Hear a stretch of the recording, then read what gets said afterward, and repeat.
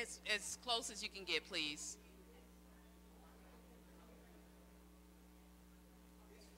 Yeah, that's far enough. Thank you. We just want everybody to be together.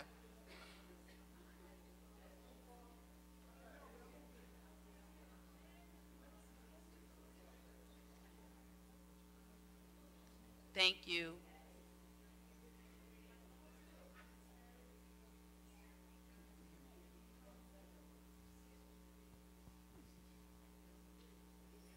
Okay.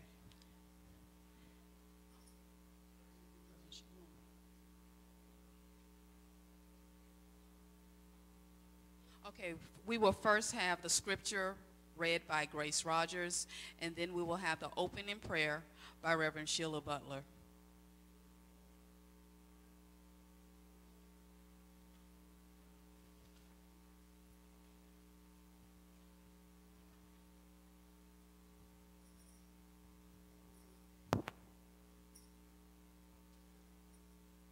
Good afternoon. Today I will be reading from the book of Matthew, chapter 25, verse 36, in the King James Version. And it says, I was naked, and ye clothed me. I was sick, and ye visited me. I was in prison, and ye came unto me. This is the word of the Lord. Amen. Come on, let's pray. Amen. Father, we thank you now for this time. We thank you for what you have prepared. We thank you for gathering us here today. Before we do anything, we just want to say thank you for everything that you have already done. We thank you for this ministry and Sister Eugenia and much needed ministry, oh Lord. And so we thank you for her and everyone that is a part. We thank you for everyone who is here, those who are on the way. We thank you for the panel, Lord, that you have sent our way for this time and this hour. We thank you for these young men, these young people who will give us an insight into prison life, into prison. And so we just thank you, Lord, for just bringing them this way and that we can learn and be better. And so we ask you to bless and keep them as well. Each and every one here, we give you the glory. Thank you for everyone that is here and that is on the way. And now, Lord, your Holy Spirit, let it rest, rule, and abide so that we can get what we need, so that we can do what we have to do, not only for you, but for the kingdom and for the community. So we love you on this afternoon, Lord, and we just thank you for another day, for this is the day that you have made. And no matter what's going on in our lives, we are rejoicing and being glad in it. And so we thank you, and we bless you, and we give you the praise. And knowing everything, Lord, is already done. And so we give you the praise. In Jesus' name, amen.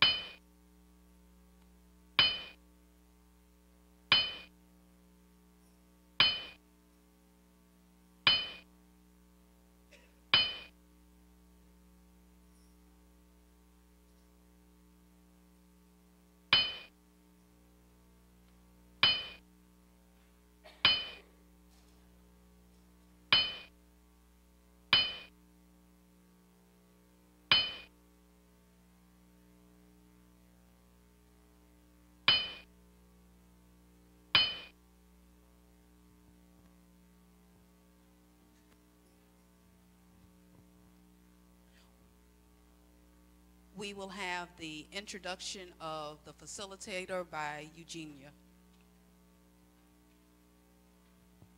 I know it says Troy Dancy over there, but since he's not here, we're going to keep it moving. So God bless you and good afternoon, and thank you for coming. Welcome to Beulah Baptist Church, where our pastor is Reverend Jesse V. Void Bottoms, Jr., and the First Lady Jacquette Bottoms. My name is Eugenia Jones, and I'm the servant leader for the prison ministry. We are glad you came by for our special event given by the prison ministry. We're glad you came Our mission is to visit and communicate with those who are incarcerated, to encourage them, to evangelize, to provide spiritual nurturing, to fellowship and build family relationships through angel tree parties and other family events, as well as working with those who have been incarcerated to bring you these types of programs today. And just to share what the prison ministry is doing, we're only like a year old, if that. We are currently sending out cards. Mrs. Gail Hodges, she took on that task for us to send out cards to those who are incarcerated. We are working on a quarterly letter to send to those who are incarcerated, just to give them some type of hope and let them know we're thinking about them. And we do want to go inside to evangelize and teach the gospel. And we will be holding our second Angel Tree Party in December, so just watch out for that and see how you can participate or, donate or help us. The purpose of this program today is to give you a realistic insight of what prison life is like through the eyes of those who were incarcerated. We also want to briefly give you a rundown of how the prison system works. I mean, these people who are here today, we thank them for coming. Of course, this is just a small segment of the system. And I say knowledge is power, and that's why we're doing this. Our facilitator is Michael J. Love, Director of Community Relations at Hudson Valley Community Center. He loves the Lord, I found this out just by talking to him, and he doesn't mind professing it. He is passionate about the community and especially his youth. So, Michael J. Love.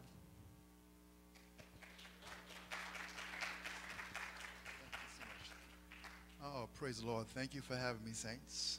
It's an opportunity to be here in such a distinguished forum, and I think that the subject matter at hand can't be overemphasized. We are living in a state of crisis that permeates every aspect of our communities. And I believe that those of us who live lives that made us liabilities within our communities, once we come up out of that we have an obligation to do what we can to help our communities heal.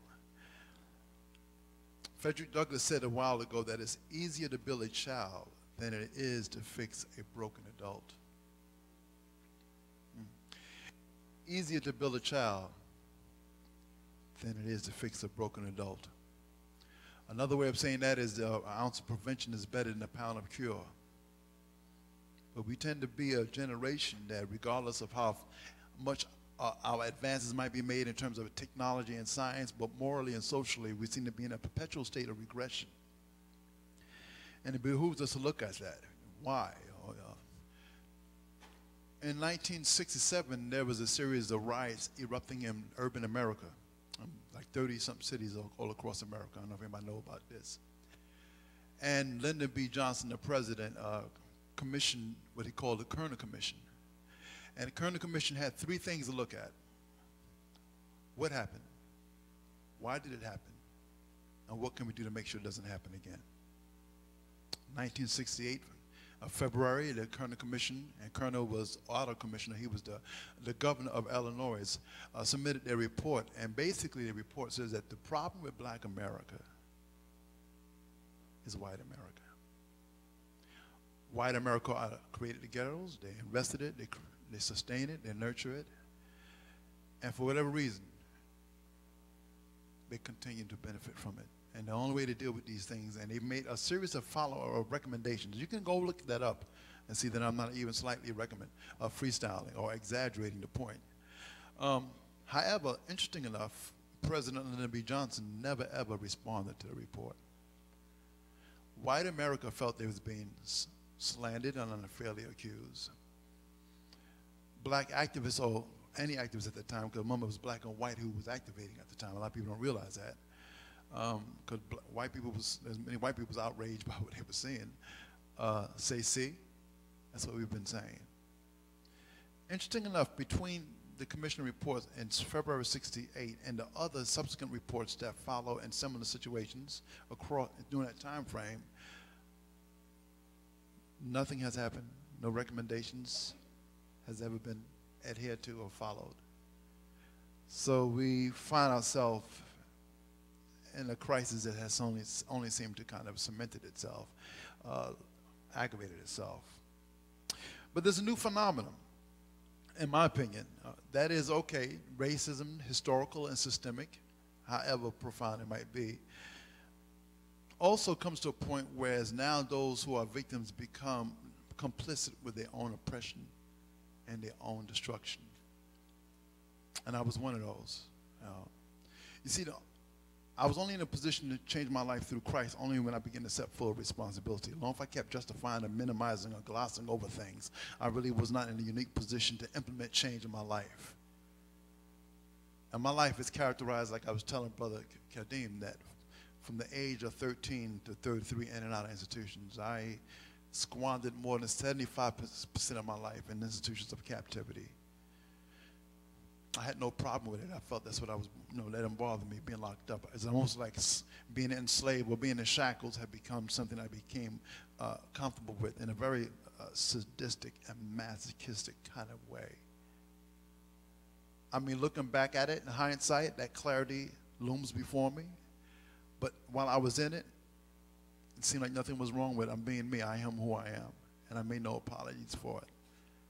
But when I finally stood before Judge Harold J. Rothwack in a Manhattan court in 1993, as he was about to pronounce sentence on me, he had promised me 100 to life, but pronounced 50 to 100 years on me for 4 counts of first-degree robbery, 12 to 20 years on each count, running wild. Gave me a $20,000 fine, recommended I never ever be paroled. So I came upstate to prison, fully persuaded that I was going to die in prison. And for the first time in my life, I was broken. And in my brokenness was an opportunity for God to work out in my life. It was amazing how I could find freedom even while subjected to freedom cell that transcends. So if a person don't have a personal reference system for that, my words might sound a bit absurd. How can you be free while being subjected to conditions of radical incarceration? But I'm only going to narrate my story. I can't speak for the next person. I had an experience that was undeniable, that overwhelmed me, that affected and altered the trajectory of my whole life. And everything that society say I was, because I had bought into that. I was telling Brother Kadim about the self-fulfilling prophecy. You tell a man that he's stupid long enough, he begins to believe it. You tell a man that he's intellectually and socially and morally inferior, he begins to believe it. You tell a man that he can't amount to nothing from his childhood, all these singles, all these things that's transmitted in this culture, that it begins to invalidate black humanity. And you buy into that. And before you know it, now I am a thug. And I am the very thing that you say I can't, that I shouldn't, that I am. And to me, that's when family, somewhere in the family, that we fail to properly transmit the value of who they are to our kids. So there's a multitude. This is multidimensional, it's ubiquitous in ways and that we might be slow to fully appreciate, but helpfully this discourse would allow us to begin to excavate at the deepest levels that of making a difference or finding a way to address these crises. And these brothers and sisters, they come from all different perspectives and backgrounds, but it's all part of the true picture. It's all a portrait of this tragic affair that has too often defined our lives. So in this age of political analysis, the insolence and greed of multinational corporations, environmental degradation, and circumvented democracy, it seems to me that Jesus is needed more than ever. We know too well what happens when mortal men are left entirely to themselves to rule.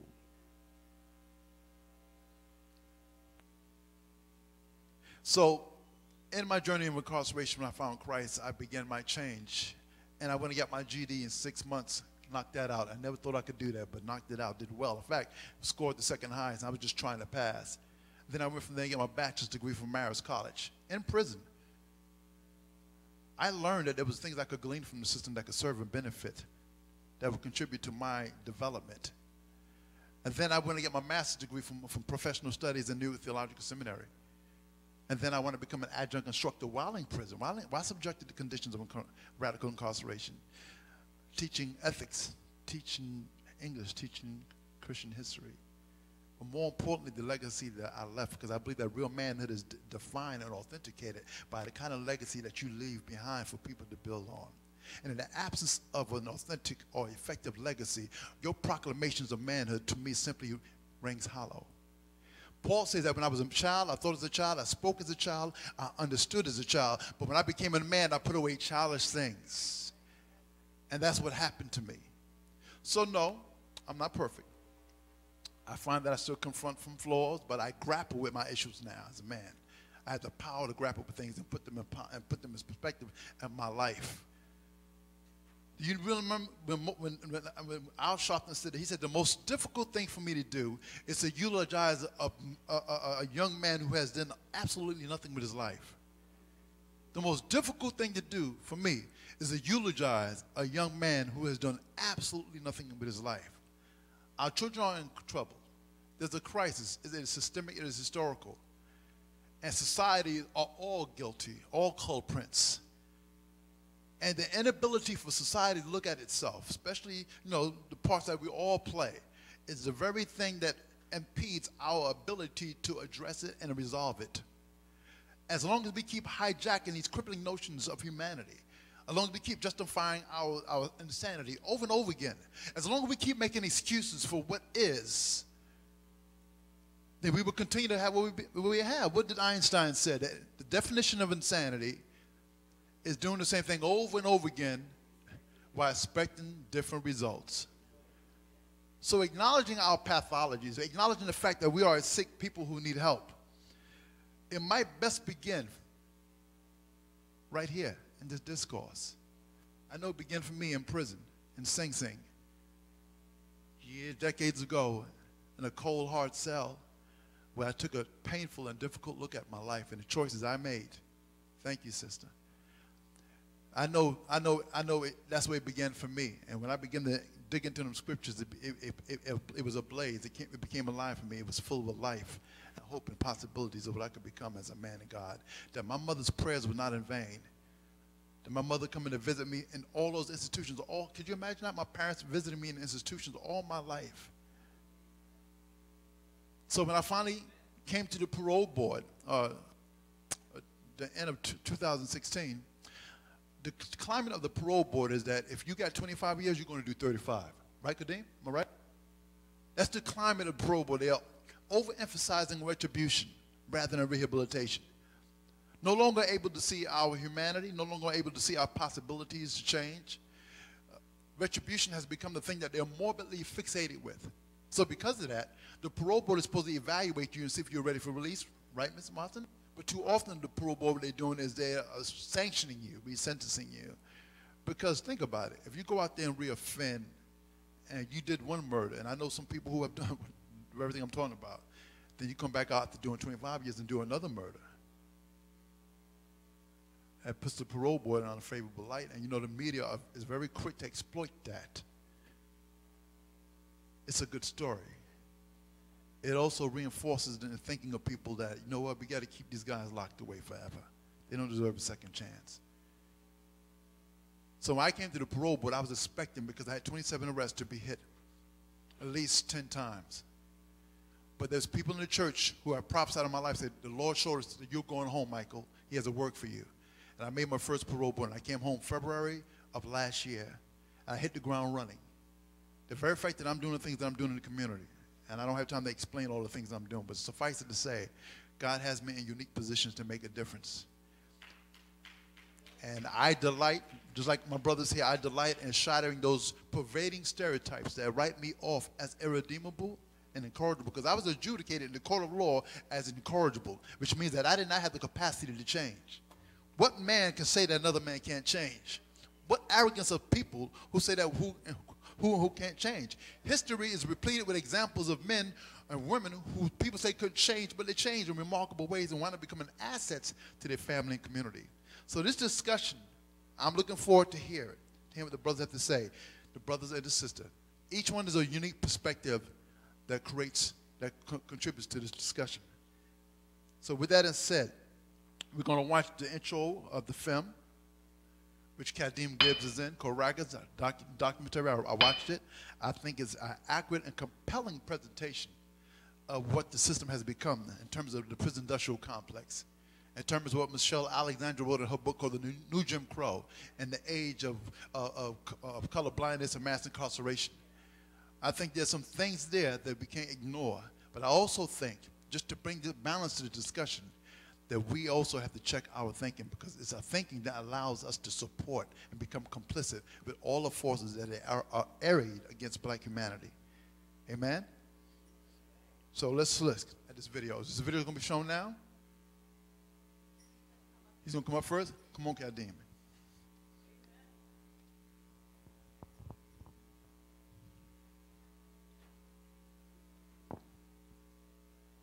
Good afternoon, everybody. My name is Kadeem Gibbs. The film we're getting ready to watch is, oh, sorry. Can everybody hear me now? So first I want to just say thank you for inviting me into your place of worship.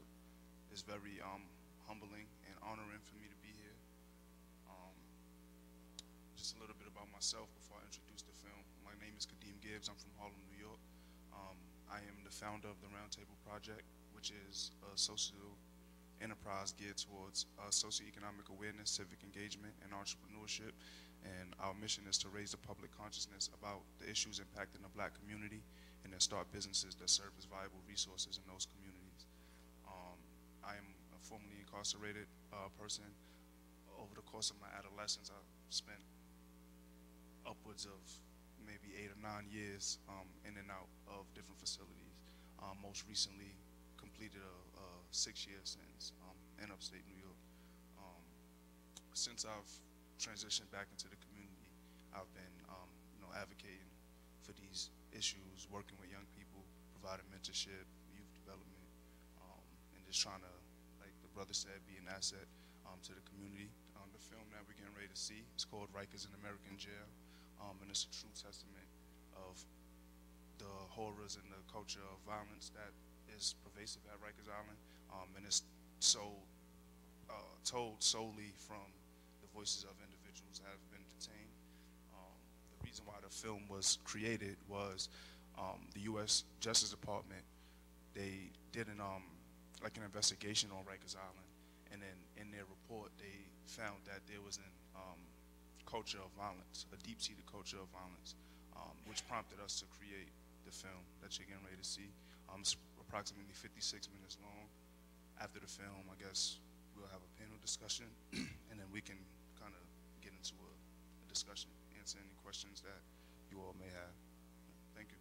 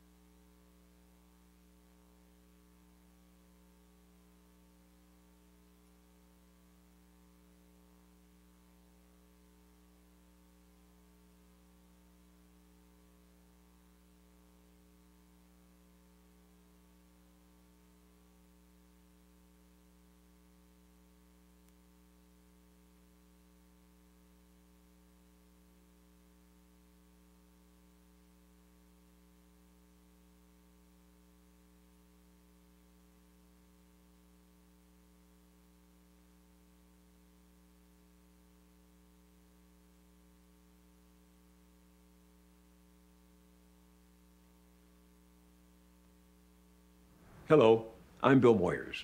The United States is facing a crisis of mass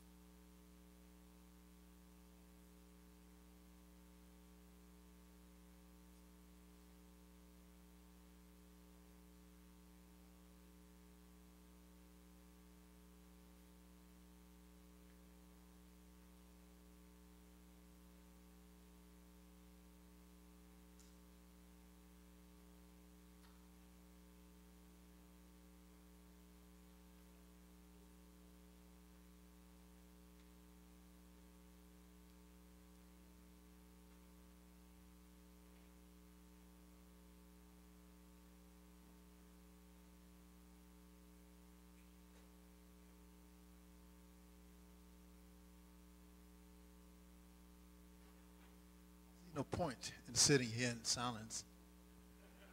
Right? We good? Are we good? No, yeah, until they get that right. So I'm convinced that when being a thug or being a player become the supreme model of our masculinity, that itself is an indication of how severe our crisis is, right? Good, we're starting now. Okay.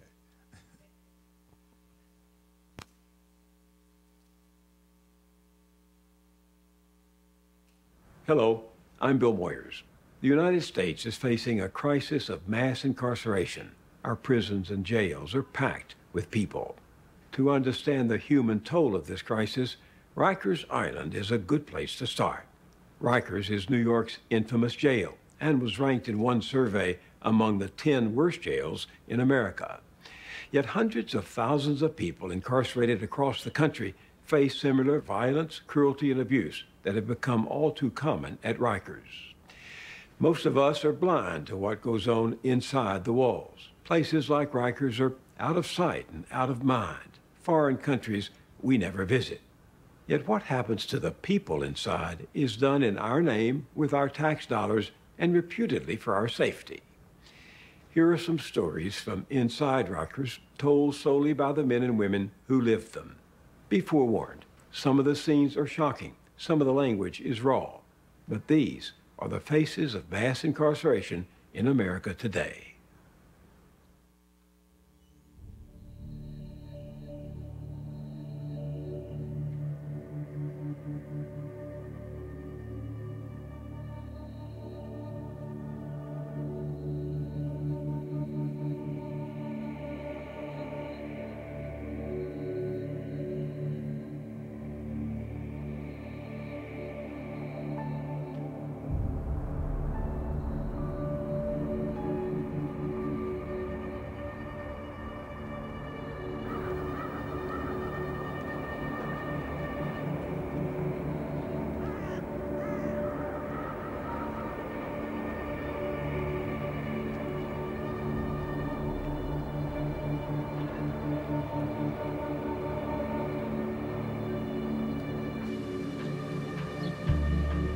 Before you hit the bridge, it says, "Welcome to Rikers Island." And then you go on the bridge, and it's just like, it was the daytime, but it felt dark. When they start to drive across the bridge, I realized how long it was. And I could see Rikers Island as we came over the hill.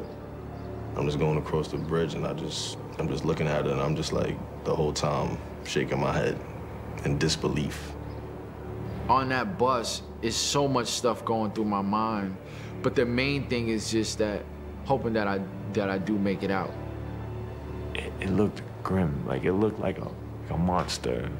Like we were about to go into the belly of, a beast. New York City is, to me, the greatest city on earth. But when you look across that bay onto Rikers Island, that's not living, that's just existing. I felt like I wasn't. I felt like I'm here and nobody cares.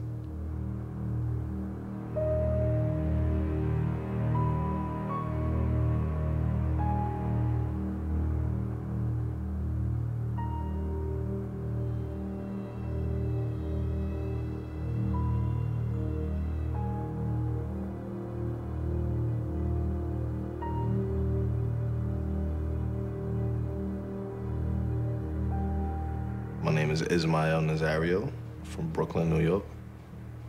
September 28, 2006, I was arrested for robbery. I was actually on my way to school. I was like, you know what, when I get to Atlantic Avenue, I'm gonna walk by the park to see who's in the park. Big mistake. The first two cops that got out the car, they drew their guns on me. They said, well, this kid got, I was like, well, a robbery just happened. This kid got hurt pretty badly, and you fit the description. I'm standing there with all these police standing, surrounding me, but I'm standing there confident, though, because I know that I didn't do it. I wasn't even over here. So the cop peeks his head into the driver's side window. He peeks his head back out. He said, yeah, that's him. Lock him up.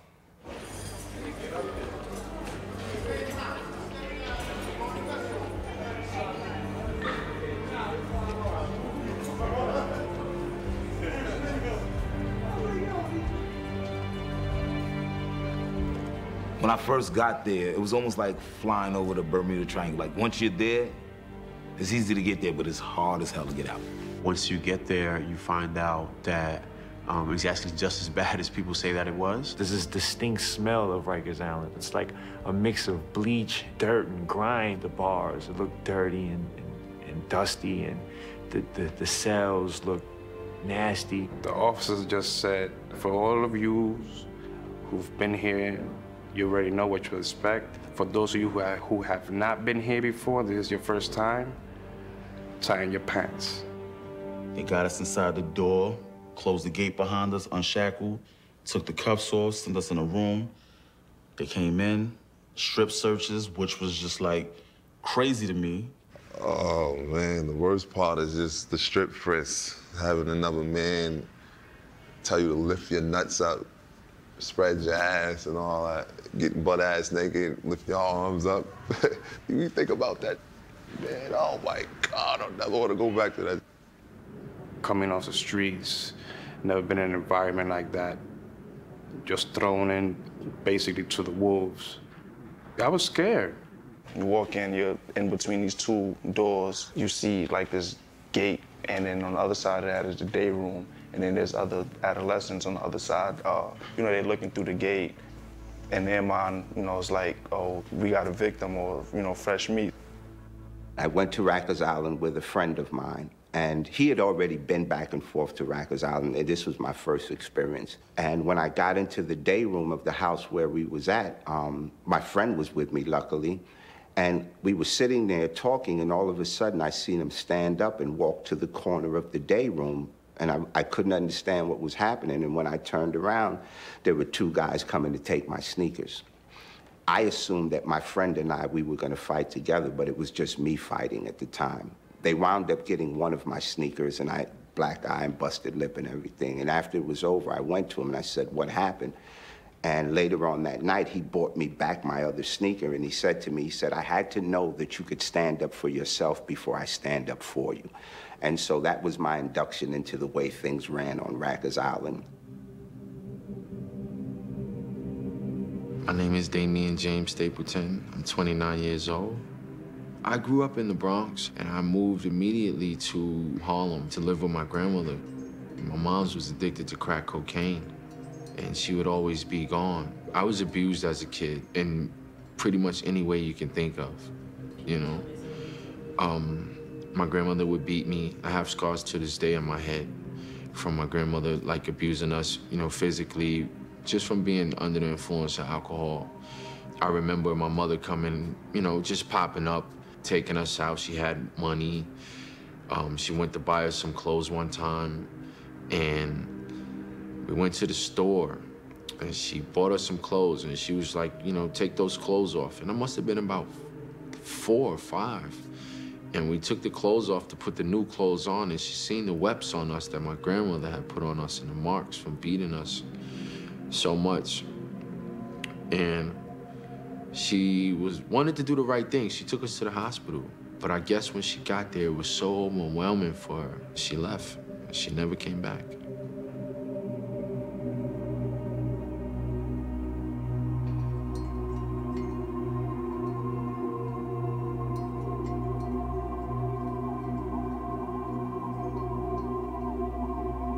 My mental disorder diagnosis is unspecified personality disorder, mind and mood disorder, and anxiety disorder. I knew something was wrong with me because I could never sleep at night. One night I couldn't sleep, and there was this guy just talking. He just came in. So I asked this guy to be quiet numerous times, and we got into a disagreement about the noise. So I felt like I wanted to get him in the morning. When the morning came, being that he was up talking all night, he was sleeping when they opened up the cells. I went to his head with the sock and the batteries. I didn't want to take psych medication because I felt like that was tantamount to using drugs, street drugs. So I refused all medications. I wouldn't take any. I don't think people should be drugged up or beat or deprived of food because that's what they used to do. I think that sometimes you just need a shoulder to lean on, or someone to talk to, or someone to cry to, because it's like you're letting out a whole load. There was no one to talk to. The treatment that I saw for people with mental health issues came from both sides of the wall, meaning the employees and the correction officers, as well as the inmates. They were abused and treated so disgustingly that my stomach would turn. I watched this one guy piss on a mental health dude laying in his bed. When you see people like this, you would say to yourself, damn, leave that guy alone. People who are incarcerated don't talk, they scream. Everybody screams at each other. There's no normal talking. I was literally cowering in the corner. This one woman was laying on the floor and she had her hair piled up on top of her head. I guess she rolled over, whatever it was, and all of a sudden these things rolled on the floor, kind of like white, I want to say sugar cubes, little white rocks. And all the girls just jumped on it. It was like, and I'm sitting there and I'm like, oh my, what's going on? And they're all scrambling, but they're trying to be quiet because they didn't want the officers to know. It turned out the woman had hidden crack in her hair, and when she laid down to sleep, the crack had fallen out. That was the first time I ever saw crack. When you in jail, complete upside down kingdom. Everything that means something to us here doesn't mean there. And everything in there that's negative and what you shouldn't be doing, it means everything. My name is Marcel Neal, 34 years old. And when I first went to Rikers, I was 14 years old. And at that point, it was like you go back to being a child now, from a 14-year-old in the streets, and you think you're tough to being a child. You want to call your mother. You want to call everybody you can possibly call to get you out of there. So they had this setup called like the program. 2, 3, or 4 inmates ran the house. The program is, you're gonna do what we tell you to do when we tell you to do it, or we're gonna beat your ass and you out of here. So there's like a chain of command. So there's the people that run the housing unit. Those are the 2 top or 1 top person that is like in control of everything. Then it's the team, which is the enforcers. Then after the team, there's either a designated person that's in control of the day room, where you play your cards, your chess, watch TV. Then there's people that have rocking spots. The people that have the rocking spots are people that don't want to necessarily have the house be on the team or have the day room, but they fought and earned their respect to just rock in the house where they could just pretty much do what they want to do. And then the bottom of the totem pole is what they call day room dummies. So the day room dummies was the guys that give up their phone calls, give up their commissary, have to ask permission to leave the day room, either to go to their bed or to use the bathroom. When I went in the bathroom in the morning to brush my teeth, I saw the other kids that were washing people's underwear, and I didn't want to be one of those kids. They got treated badly. As soon as I walked into the house, one of the guys who was running the house slid a plastic bucket down the aisle in front of me and said, "That's your new job, washing people's underwear." So I picked the bucket up and smashed him across the face. In order for you to kind of be successful in that type of environment, you have to manifest a certain form of wickedness. I'm thankful that, for the most part, I didn't succumb to, certain emotions as far as becoming what I didn't want to become. And the end result was I got cut because I didn't acquiesce to the demands of, the brothers running the house. I had brand new Reebok Classics.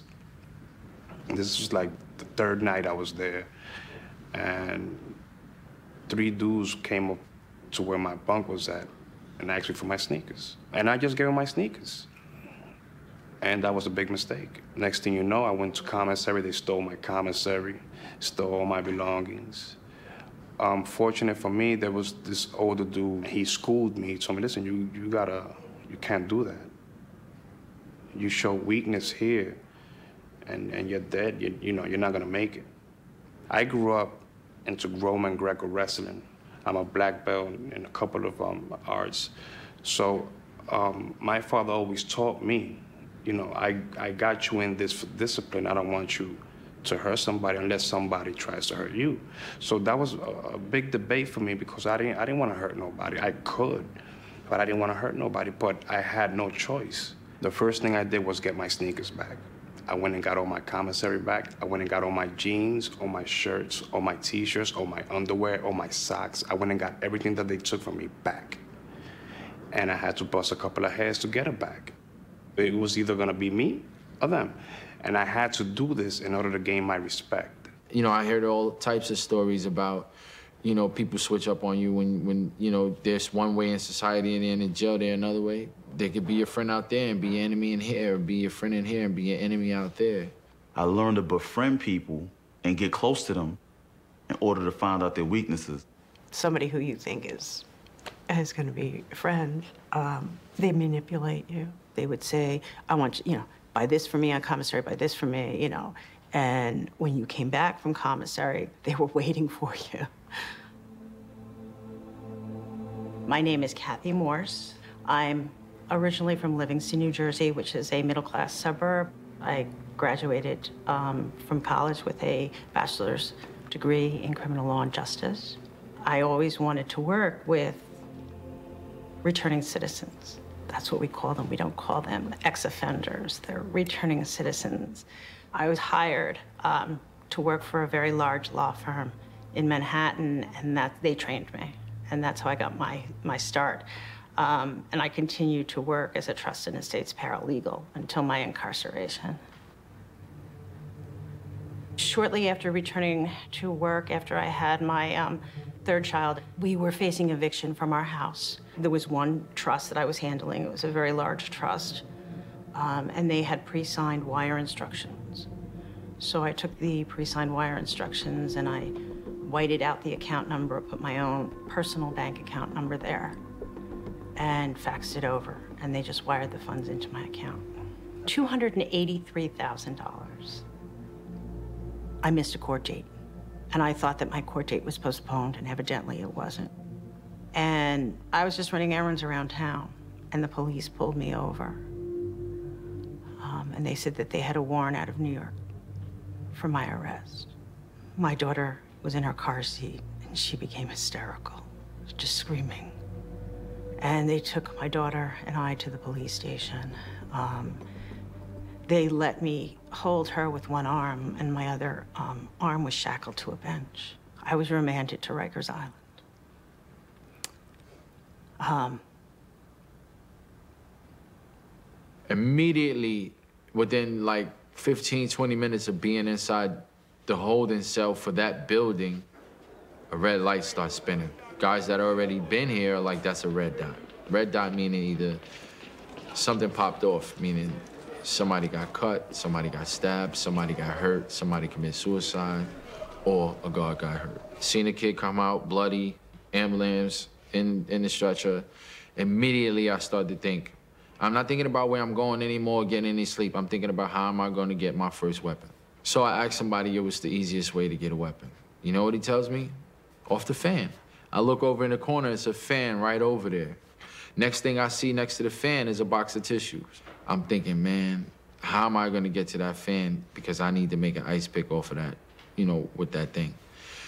And when they finally called my name, as soon as I came out, I was like, you know, officer, can I grab some tissue? And when I went over to the fan, I don't know how I did it, but I snatched it right on off. It's gladiator school for real. If you get there and you don't have a weapon to defend yourself, you have an issue. Violence rules, predator prey. That never changes. I'm in a situation where I can't run from. But my whole time in the streets, that's all I ever been doing is fighting. So I'm looking like I'm in a place where I always trained for, but just didn't know it. The sad part is the alternative to violence is more violence. And when somebody realizes that you're willing to be more violent than they are less prone to be violent. They taught me how to use a level of violence that I could never imagine I was capable of doing. Sucker, say some slick, I turned around, because at that time there's like the old school phone where you could plug it in and unplug the joint. I unplugged it and made him eat the phone. I punched him all through his mouth. It was total chaos. It was violence. It was everything I desired, everything that I look forward to in my life, coming from foster home to boys' home and jail. And so I fit right in. My name is Barry Campbell. I'm 49 years old. I was born in England. I came to America in 1972. But when I came to America, I started getting into trouble. I was fighting a lot.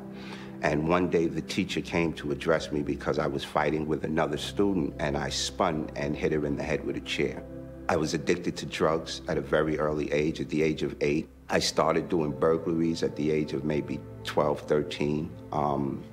We were terrorizing downtown Brooklyn at the time. My mother went into court and said that she couldn't control me anymore. So from that point on, I became what I call a systems baby. I went from foster home, boys' home, jail to prison. When I first got to the foster home, I was physically, sexually, mentally abused. The boys' home was even worse. So that chaos that I ran into on Rikers Island was just going back home to the boys' home for me.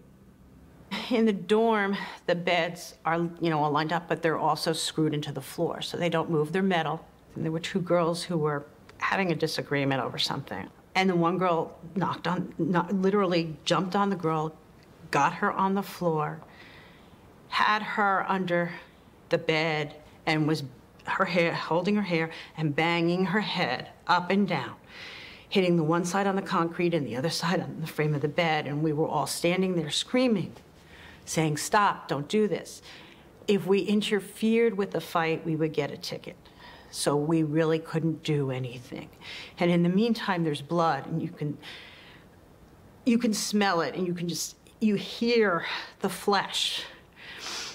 And that smell of blood, I can't, sometimes it gets into me, and I just can't get rid of that smell. I can't get rid of it. And the officers just stood there and watched this go on.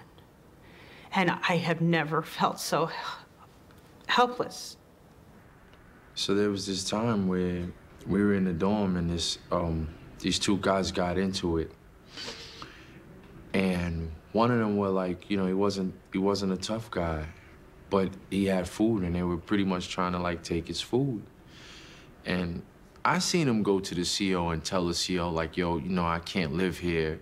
So the CO was like, "Well, pack your stuff and put it on the gate." So he went back and he sat on his bed. He packed all his stuff. The guys were forming around him. They're moving in suspicious ways. Not making a circle around him, but they're moving in suspicious ways. And there's pretty much one who's just keep like going to mess with him. He could fight and he could beat this kid, but he didn't want to. He didn't want to fight. He just wanted to be left alone. He wanted to go to court. He wanted to make it home. And he grabbed his bag and he was making his way to the door. And the kid went and grabbed a cup, a green steak cup, and filled it up with hot water and threw it all in his face and burned him. And burned him. And when he did that, the kid reached in his face and he pulled the rest of his face off. My name is Raymond Yu. I'm 34 years old, born in Lower East Side, Manhattan. I got into trouble as a child. I was in and out the system, like Spofford, group homes, detention centers. So before I went to Rikers Island, I was already like seasoned. I was on a phone. And I was relatively new to the house. I had court the next day. So I called my mother and somebody taps me from behind. And I was like, "Yo, you can't use that phone." I was just like, "Yo, get away from me, yo." And then I'm talking to my mother. And then I felt somebody like come behind me and like he grabbed me from the back first. And then like I felt like this, but then I kind of rolled with it. I was like this, and my mother was on the phone, like, I could hear her, like, "What's going on? What's going on? What's going on?" And I knocked the razor out of his hand. We're fighting. And then the officers come out, seeing clearly I was cut. And she said, "Well, do you need medical attention?" I'm cut. I said, "No, I don't need medical attention." Because, like, that's protocol in there. We handled it ourselves. I was assaulted in the shower by 4 inmates, and they were determined to teach me a lesson. They heard that I was a snitch. I was sexually assaulted.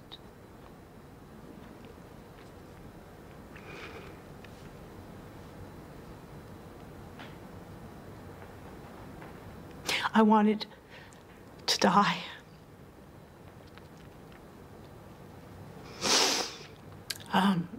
No, I did not report it. You can't report it. I would lay in my bed at night, and my dad was deceased. And I would lay in bed at night and have conversations with him about how I wanted to come up with him, how I wanted to be safe. I've seen men rape other men. I've seen men who were deprived of sexual relationships with their significant others prey on other individuals.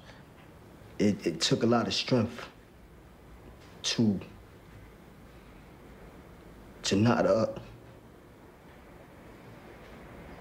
just to not do certain things to people, man.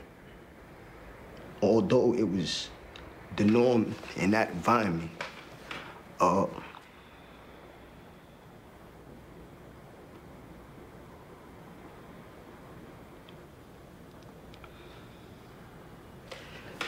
had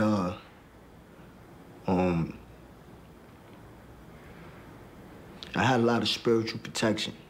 You know, there were people that were there that you know, really helped me out in certain ways that I've never forgotten.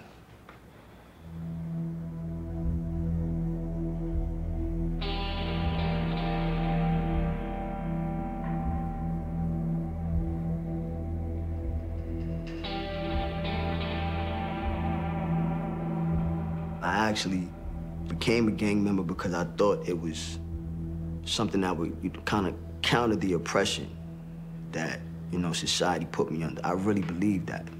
I didn't find out until later, you know, after, you know, joining, you know, this quote-unquote organization that, you know, we kind of did the dirty work for these, you know, demonic spirits. My name is Reverend Hector Bienvenido Custodio. Everybody calls me Benny for short. Born on July 12, 1970, in East New York, Brooklyn. I'm actually one of the original founding members of one of the most feared gangs here in New York City, the Latin Kings. I was the second in command throughout the state of New York at the mere age of 17 years old. The Latin Kings became a presence in Rikers Island around like 91, 92. We were few, but we were bad. I fought with everyone, anyone who I thought that was a threat. I immediately jumped on them, and I thought that by fighting all the time and controlling, releasing my stress, I thought I was somebody, because inside Rikers Island, you become a ghetto superstar, as Benny Blanco from Brooklyn. That's, you know, that's that Latin King cat. Blacks started feeling it into the prison more, and they created this system called Brotherly Love Overrides Oppressive Destruction, which stood for blood. And it became a union so that if you got in trouble in the streets, then you had a family inside the prison system too. When I became a blood, now it was more so I had an authority. Now I am the authority. And that culture is just very much different, because it's like the worse you do, the bigger you are. So now when I say jump, now it's for real. Now what you're gonna jump. And if you don't do it, I got 35 other people in here that's gonna make you do it. When the Bloods were created, they was putting fear in a lot of people. And it became this whole type of system where they had control, and the officers gave them power, gave them drugs, gave them influence, right? And the COs always was the oppositional gang. Whether they was a secret member of this gang, they was an entire gang themselves, and that's the way they portrayed themselves.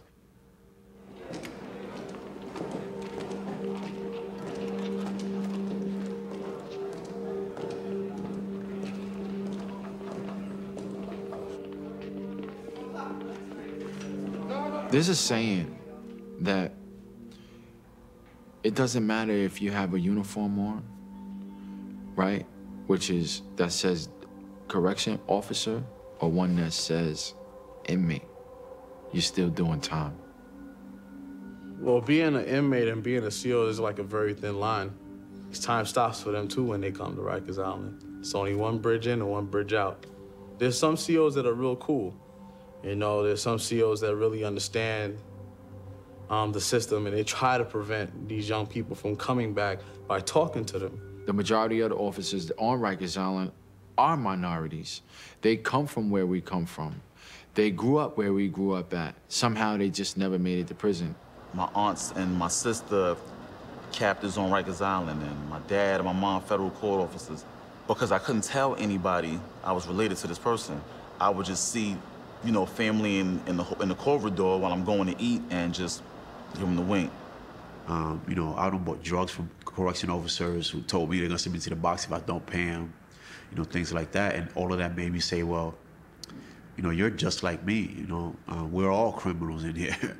I remember when the security officers, the head of security, left me an Allen key to open my window frame so I could hide my pouches in the frame of the window. And they'll bet on the fights. The officer would be like, yo, 5 cell versus 10 cell. The officers will let them out, and then they'll fight. The COs is the gang. They was the ones that, if you don't listen to what we say, we beating you up. We gonna come in here with shields on, and so what, you're 17 years old, we're gonna bust you upside your head. One time they had came inside the cell, maybe 6 officers. They threw me to the back of the cell, pushed my panties to the side, pushed their fingers in my anus, and just dragged me all up and down the cell. And I was screaming, help me, help me, they're raping me, they're raping me. And one of the inmates was saying, get the off her, get the off her, I'm gonna tell my lawyer, I'm gonna tell my lawyer. And when she said that, that's what made them run out the cell.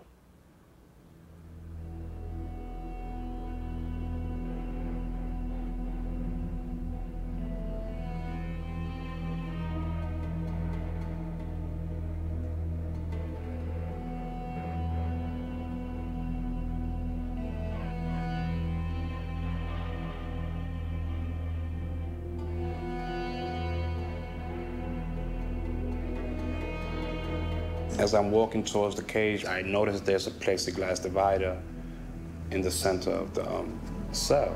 And I ask him, what's that? He says, that's something new that we're trying out, and you're gonna be the guinea pig.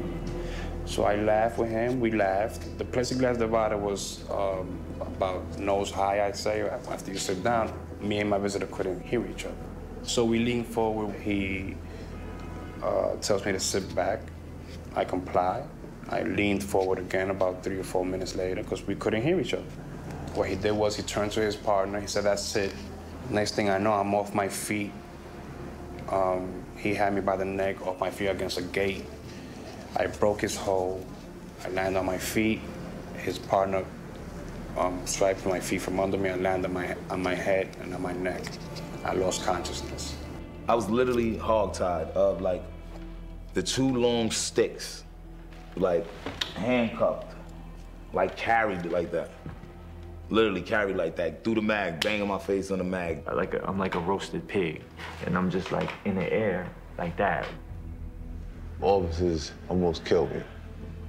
They carried me in that cell and they beat me up. Everybody's punching me. I went to sleep. And then next thing you know, I woke up, pants almost off my ass on myself. Like fighting for my life, feeling like I'm fighting to breathe. They're just kicking me, they're spitting on me, they're hitting me with their walkie-talkies, and they're just hitting me with it. Boom! I couldn't block it, so I'm just like this. The only way I could block it is like this, but they're hitting me all over here. Boom, boom, boom. That's how I lost my tooth. My face was like this.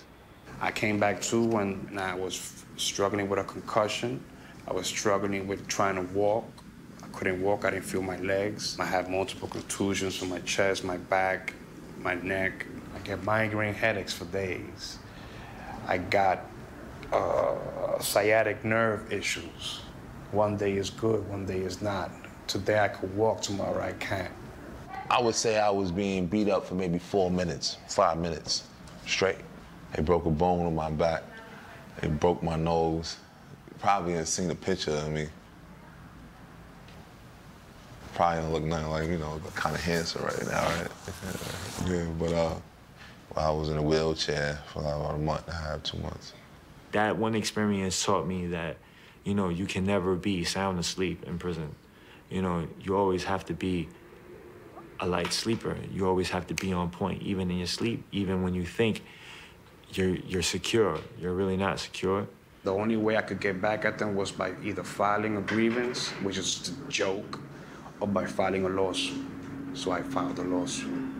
The officers really did a number on me that time. They brought me down to solitary. Solitary confinement is rough, man. You can really go crazy.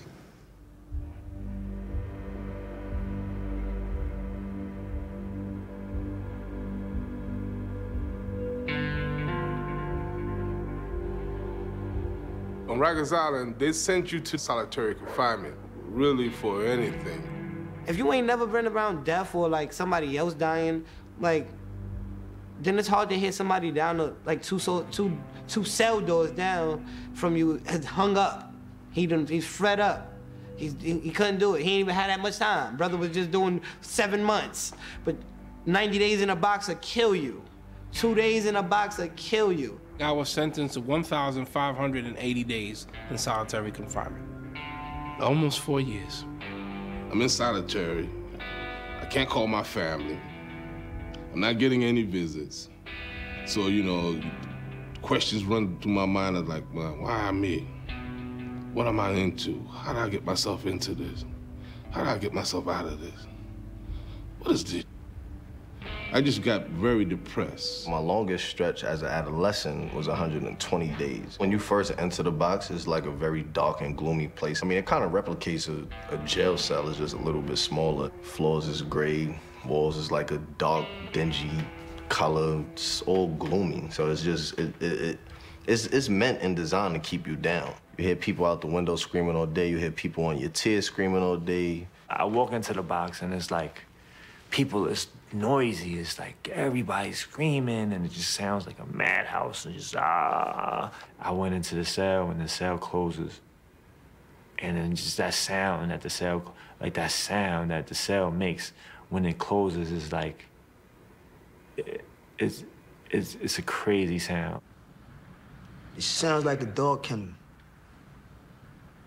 Like imagine like 20 different breeds of dogs on the same so-called tier in cages and hearing just so many different, you know, sounds of barking. That's what it begins to sound like. You know, it's madness. You sleep until you can't sleep no more, and then you're awake until you can't take it anymore, and you just wound up just, you know, you either count the cockroaches that come under your door, or you start counting the cracks in the wall, anything to keep your mind occupied. I used to look at, you know, like paint chips on the wall, and they would become figurines. You look long enough and, you know, hard enough, you know, they start moving around there. You know, so now all of a sudden you got your own private movie theater. I was laying down and I saw a piece of yellow rice moving. So I'm like, why is that yellow rice moving on the floor? Why is that yellow rice moving on the floor? I said, oh, no, I'm hallucinating. Wait a minute, we haven't had yellow rice in weeks. Wait a minute, I don't even drop food on the floor. I eat over the tray. That's not rice. Then I'm talking to myself, Candy, it is rice. No, it's not rice. Yes, it is rice. So I'm like, that is rice. So I don't know if you ever saw Sesame Street, the little worm that used to jump up and down. The rice was jumping up and down like that little worm. So I'm like, rice doesn't move. Now, any logical person knows rice doesn't move. So I'm like, that rice is moving. So I get up and I bang on the window door and I tell one of the officers, I said, look, I need to see a therapist. And she says, why? I said, I'm hallucinating. I said, I think I saw a piece of rice moving. She said, oh, no, girl, that's a maggot. Then you just go through all these different mixed emotions and feelings. Frustrated, angry, pissed, sad, depressed.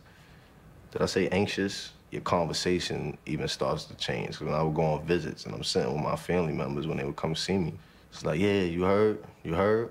You hear me? You hear me? repeating a lot of the stuff that I was saying twice, and they're looking at me like I'm crazy. But to me, this was normal because this is the conversation in the box. When you're in there for that amount of time, you tend to lose who you are.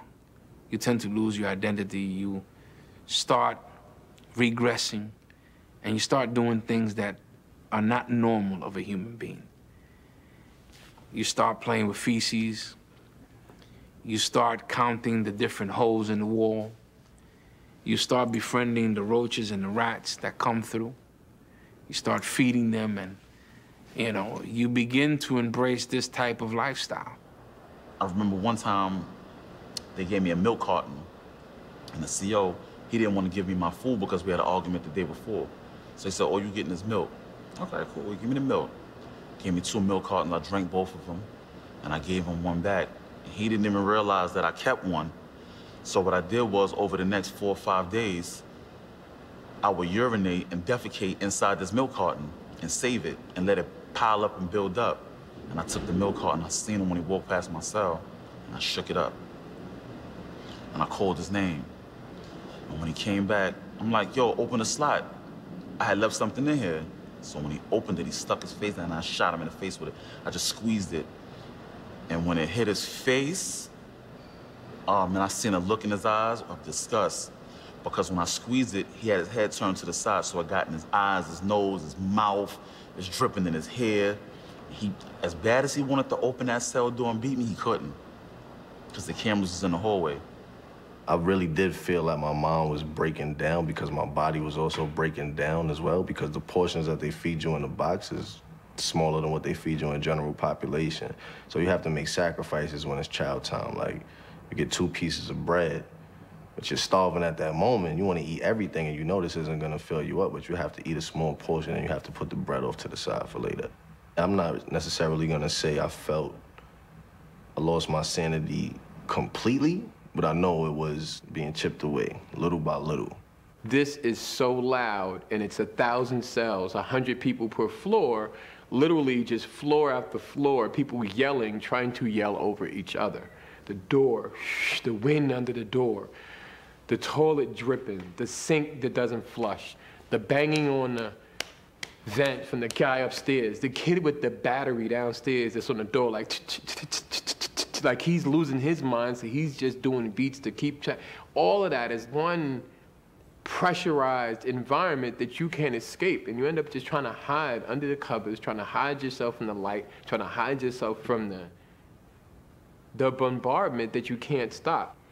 It was crazy, just dudes screaming all night, kicking on the cell doors, then rappers, they jailhouse rappers, and talking all night long, all night, like you just couldn't get sleep. You can't sleep at night in the box. You have to sleep in the daytime. I remember getting up and walking, pacing back and forth and just ranting, and to the point where I just got so furious, I started kicking on my cell door, kicking on the door. The COs came by, and they, you know, they trying to tell me calm down. I'm telling them not that. They're like, "Yo, we're gonna have to come in there, you know, and we're gonna have to calm you down." And I'm just going off, I'm going off. And they got this shield, and he's like, "Yo, we're gonna come in." And they came and they opened it, hit me. And I remember they knocked me out. I was out for a while. I got up, my head was hurting. And I was just kept saying to myself, like, "Yo, I gotta get out of there," because now I'm starting to be like those guys. I have very vivid nightmares that I'm either swallowing my tongue or my head's being decapitated. So I started cutting myself. The ID cards they give you are kind of like a credit card. You sit there long enough rubbing back and forth, you will rip your skin. You get this ache in your chest. It's hard to explain, but it's like this ache. And it's not a physical thing. And you can't, it doesn't go away no matter what you do. It just doesn't go away. And by cutting, it relieves the pain. It relieves the pain. Sometimes you'll figure, I may be better off if I'm not living, than feeling like you're dehumanizing because you have to put your milk carton inside of the toilet to keep it cold. I'm thinking about doing something negative. You understand what I'm saying? not doing something positive, because how could you think about doing something positive when you have nothing positive being locked into a box? I heard somebody died. He was Dominican, he didn't speak English, and the officer told him to do something, gave him an order, but he just stood there and didn't move. But I don't think it was because he was trying to be, rebellious. I don't think he understood what was said. And they went in the cell and they was beating him with the sticks, right? It was like 3 of them. And the sticks would miss him, hit the wall, and it would reverberate through my cell. It was just like, and I heard his like cries, and it was crazy because people just came out of their cells and went on with their day. People were like, yo, who got Kool-Aid? Somebody got cigarettes? Like, nobody missed a step. It was just business as usual after that. You want to hold on to that understanding that this is insane, because if you lose it, then you kind of become conformed to it.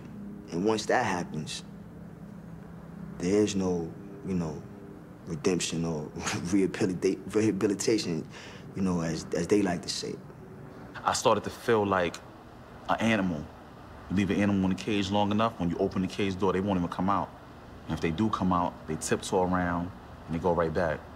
And I felt like that, and I wanted to break that cycle. I wanted to break out of that. It was like bondage to me. It was like slavery. I remember there was a time where I actually contemplated suicide. And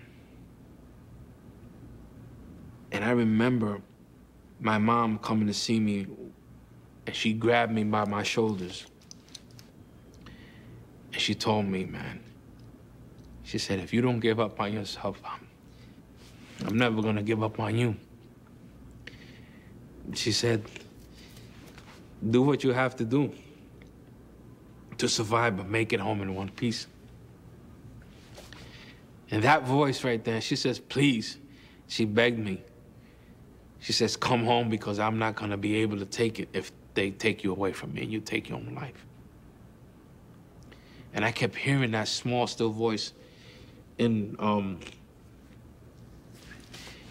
my mind while I was in the bank. And little did I know that, it was God that kept talking to her and talking to me not to give up.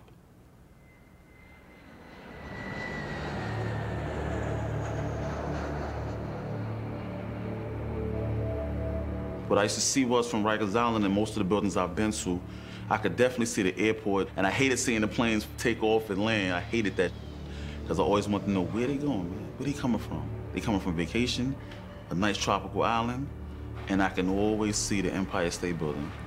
They lighted up different colors, and I used to just stare at the city and wonder, how is life for somebody right now, and what are they doing versus what am I doing right now, looking out this window from jail into that free world. The system, jail and prison, is designed to keep us going in and out. That's why they have revolving doors when you go to court. So it'll be a young person that I was with, right? He'll be here for about, say, a month, month and a half, 2 months. He'll go home for 2 weeks, right back. When he comes back, yeah, I'm back in the building. Like, so pretty much what you're telling me is you went on a 2-week vacation home and now you're back at your real home.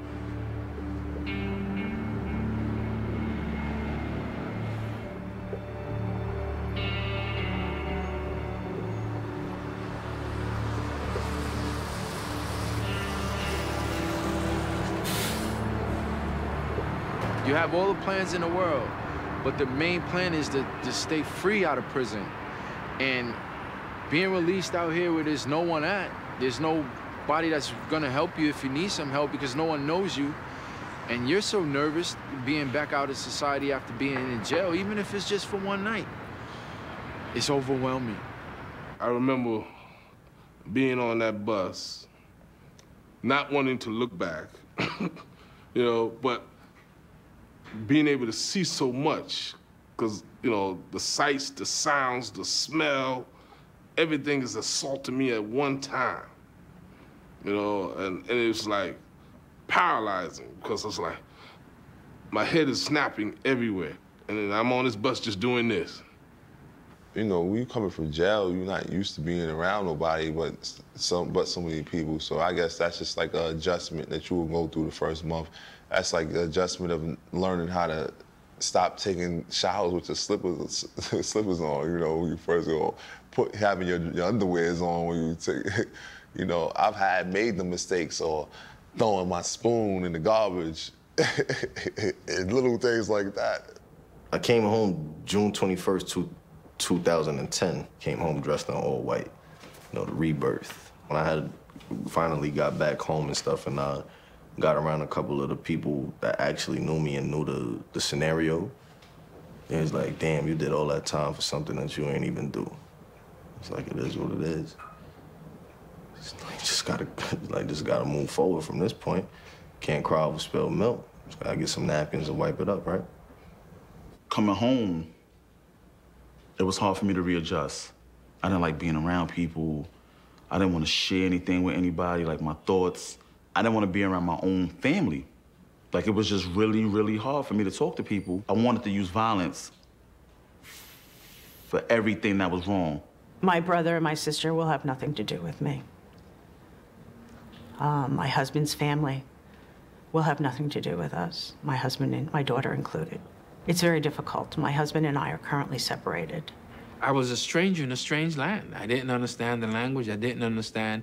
It was difficult. To this time, I still sometimes have difficulty. Last night, I went with my wife. I took her we were on a date. We were just walking in Rockefeller Center, and it was too much people, and I became tense, and I was like, she had to hold my hand, and she says, hey, it's easy, baby, it's easy. Just let's go.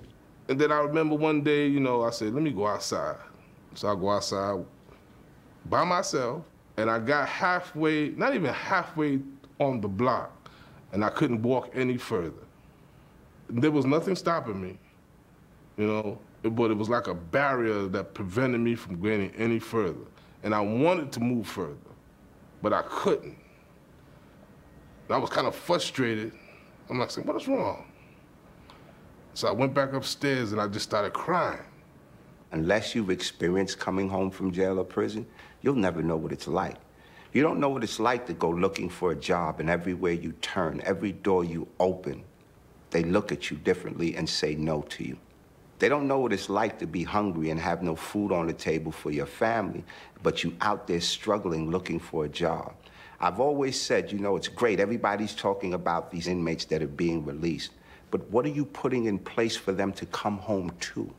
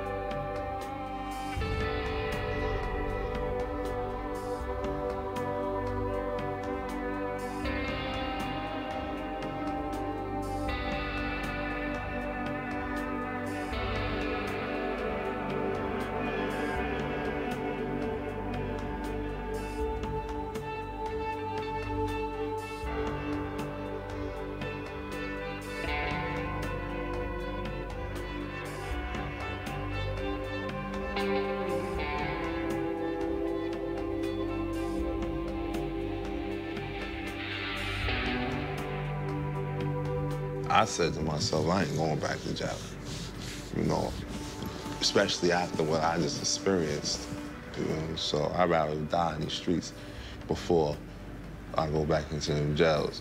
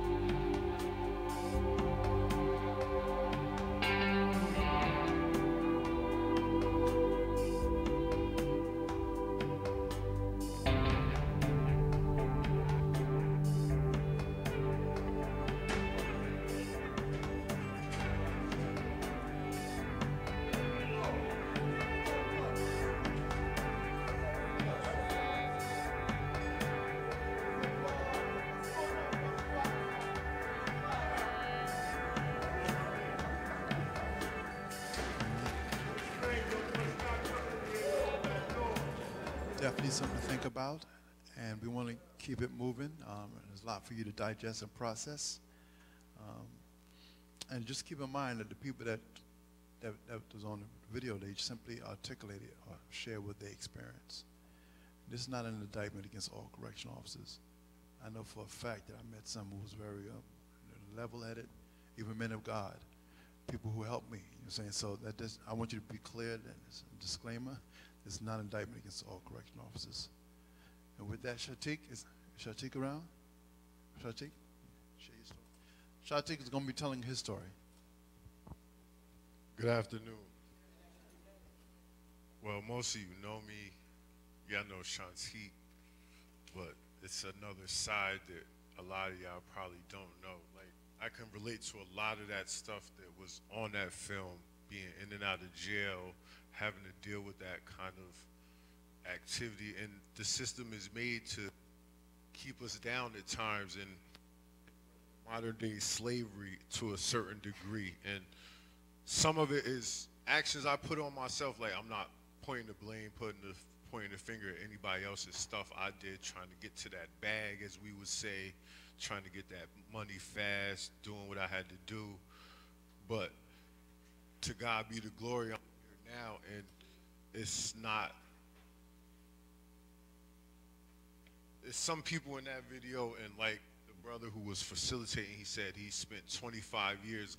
Thank God I didn't have to spend that much of my life, but since the age of 19, in and out of jail, probation, parole, I gave all my life to this system, and now I'm at a place where I can thank God that I'm moving forward, and I don't want to go back behind those doors, and I don't plan on it. And because my grandmother used to teach me that it's easy to get into trouble, but it's very hard to get out. And I think you could contest to that, Kadeem, that like once you start getting into that system, it's easy to go right back in because they already have your name, they have your profile, and they're like, all right, you did it. It's not innocent till proven guilty. It's guilty till proven innocent.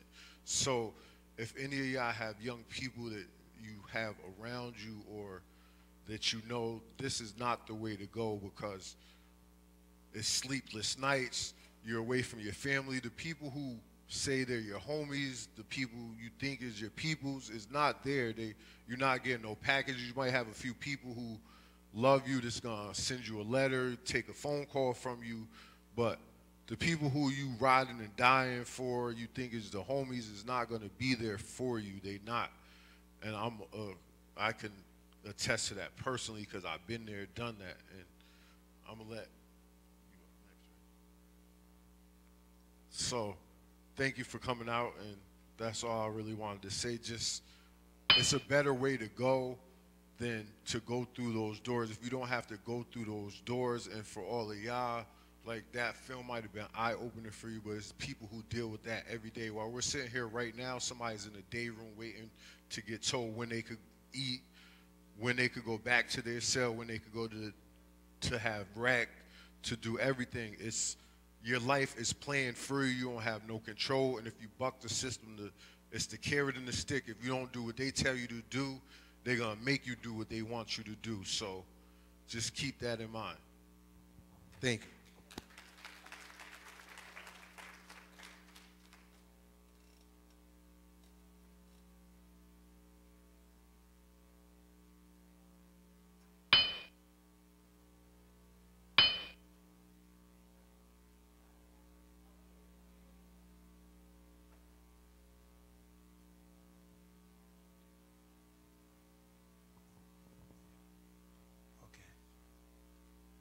You want to speak, brother? Praise the Lord.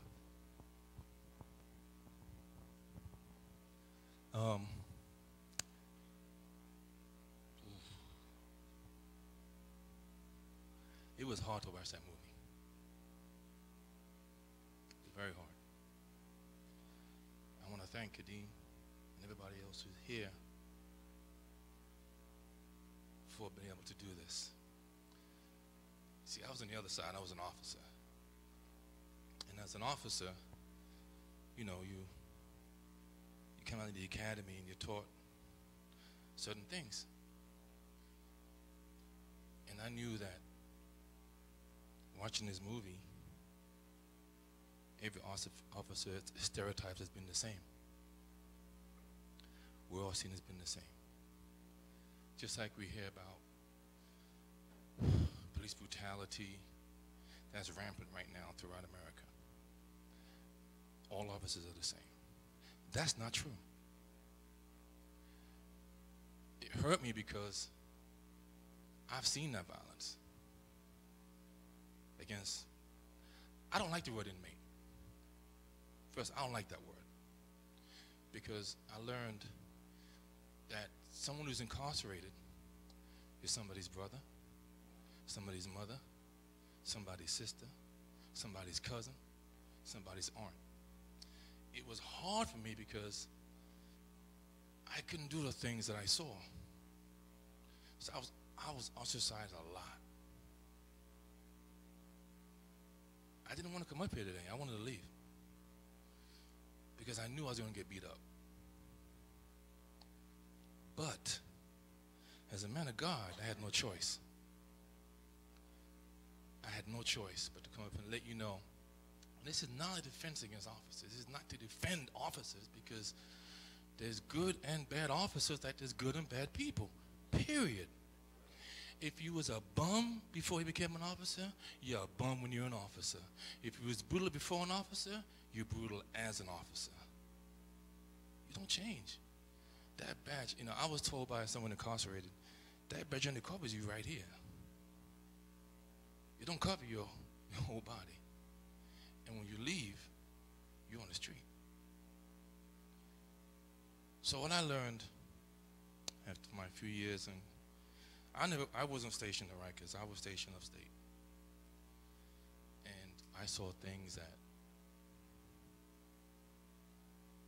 changed me forever. It made me want to reach out to as many men who were incarcerated as possible. And I think in the movie or someone said it, sometimes it's just listening to somebody who's incarcerated. That's all it takes. Just listening to them. And sometimes it's just that one officer who might be able to do something for you. And it doesn't mean a physical thing, it's more of a spiritual thing. Listening to them. Getting a rapport with them. Because truth be told, if they want to kill you, they can kill you in a heartbeat. I was told that. Second day of Sing Sing. Watson, we run this. You better learn to respect us or we will kill you. So I learned at a very early age, very early beginning of my career as an officer, that to respect people the way they treat you. There's three things you learn: being firm, fair, and consistent. And I was always that way. I took no pleasure in abusing anybody because I felt you being incarcerated was abuse enough. What am I going to add to it? So I didn't come up here to defend officers. I came up here to thank these young men that are here because they went through stuff you couldn't even possibly imagine. You couldn't even imagine it. And it only takes one mistake. That's how I try to get these young men to understand. the one thing that got to me the most, I went to Green. And the first day I went to Green, I was like, my goodness, there's all these young men in here. It blew my mind. Green is where they send most of the young guys. And the young guys, what they do, try to impress you by doing things to make them feel safe.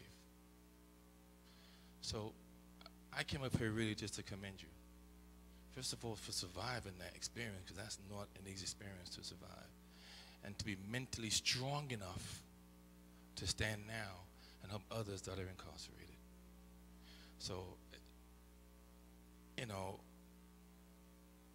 I just want to say that God is able to do so many things in your life. And one thing I say always to guys that are incarcerated, this is not a punishment, it's an intervention. That was the thing I was saying. This is God saving you. You just don't realize it yet. Because he stopped you from, or saw things down the road that you may have gotten into if you were still out there. So there's a reason why you're going through it. So I always try to make them understand there's a reason why you're going through it. There's a reason why you're going through this. Because God does everything for a reason. So that's what I want to say. Just to continue to fight to keep a young man out of jail. Not just black, all denominations, because you saw there's all denominations. And to just, one thing I want to say too, you know, if you have kids, you know, just love them. Spend time with them. Spend time with your kids. And kids, listen to your parents. Because nobody wants to go through this.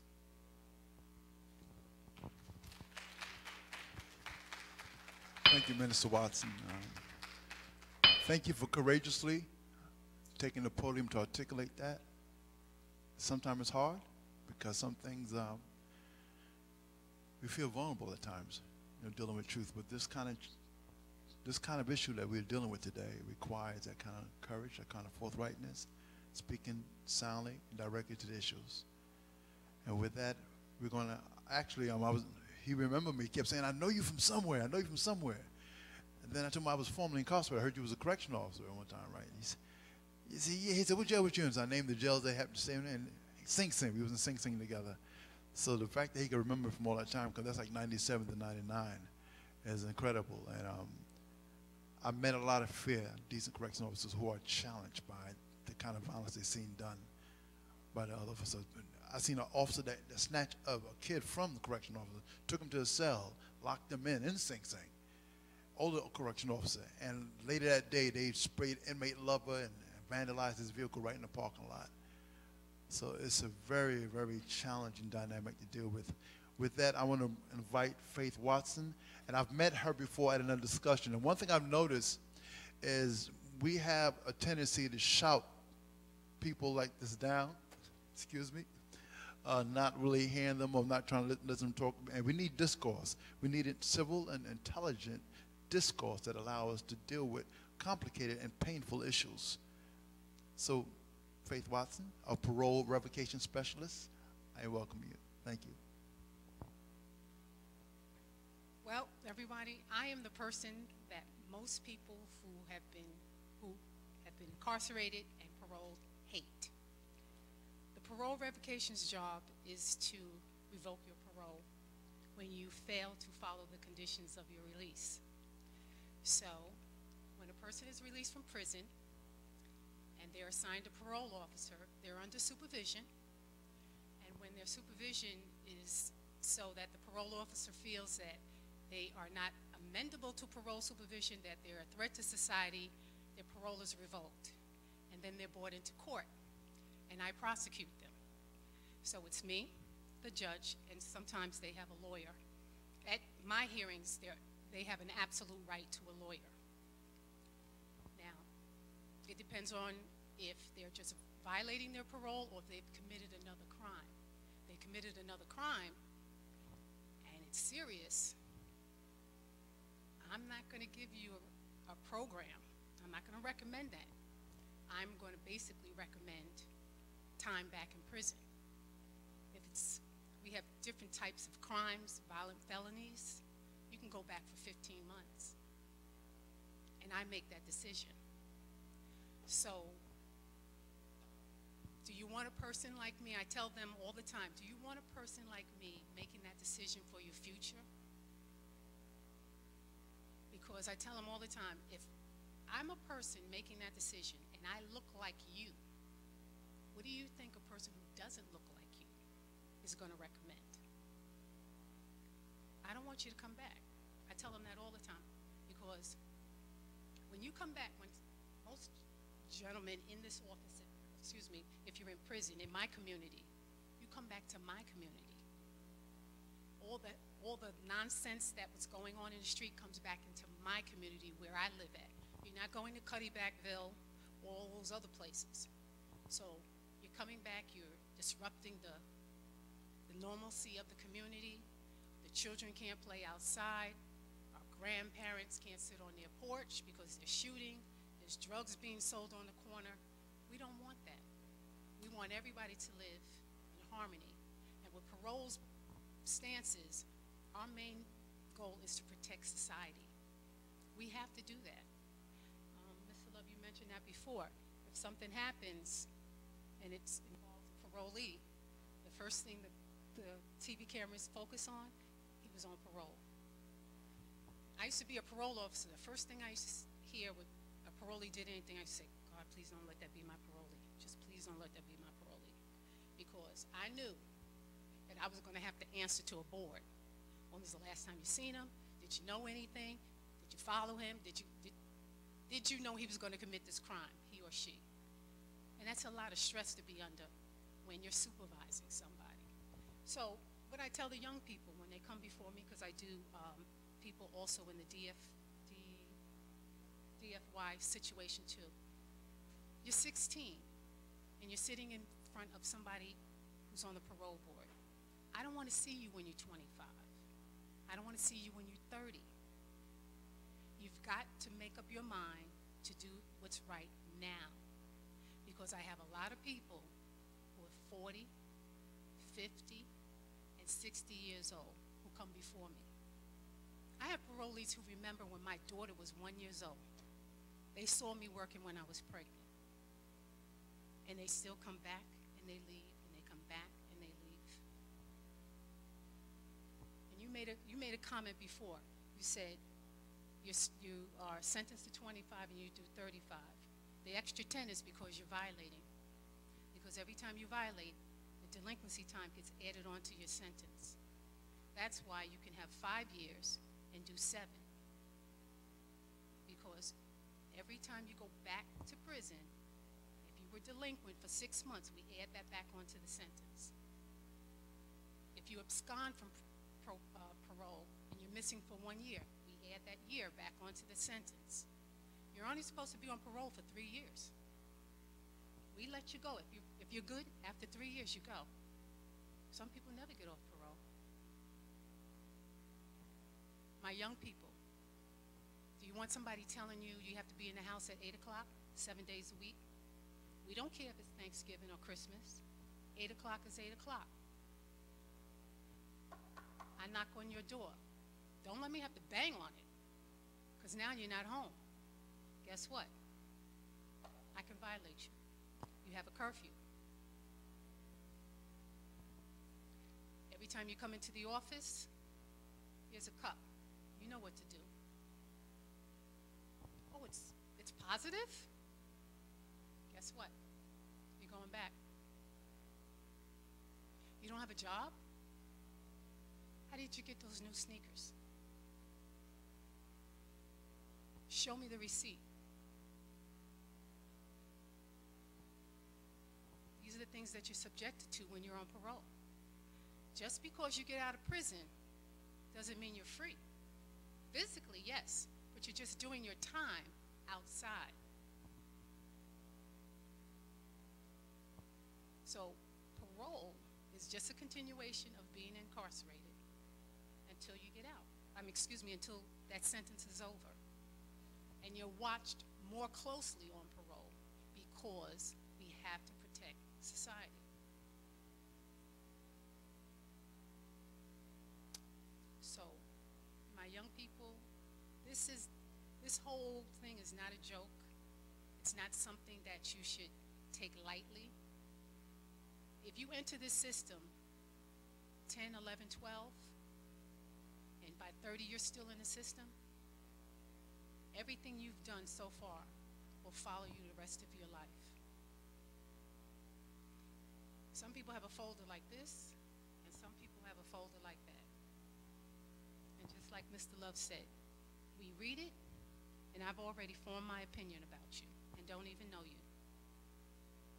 Before you got out of prison, we have something which we have, it's called a community prep, where we read everything about you, and we have to go speak to your family members. I already know. He's been using drugs.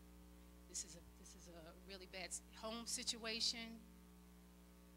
Parents might be gang members. I got to be careful. I already know everything I need to know about you. I've never met you. You could be like this gentleman, a reverend now, but I've already formed my opinion that I'm going to have a hard time dealing with you. And that just stays with the people who work with you in the community all through life until you prove yourself to be better. Is that fair? No. But that's just the system. That's how it is. And everybody who works in the system, basically, we know certain things are not fair, but we have to follow the rules also. So it's very important, I say, that we as people of color change the way the justice system is going. Because like Minister Watson said, there are some good people in the system. I know, I used to work for reentry when I first came into parole. I loved it because I loved being a part of helping somebody change their life. Some were appreciative, some received it, some didn't like it.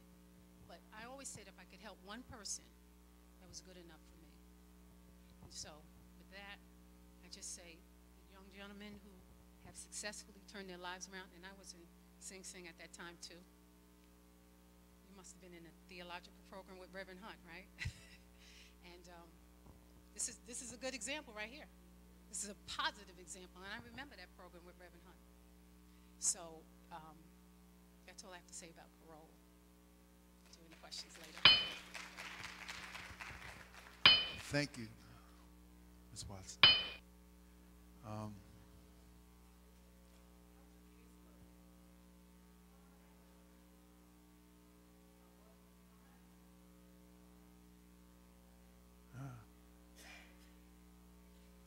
So the challenge is, as you can see, not an easy challenge.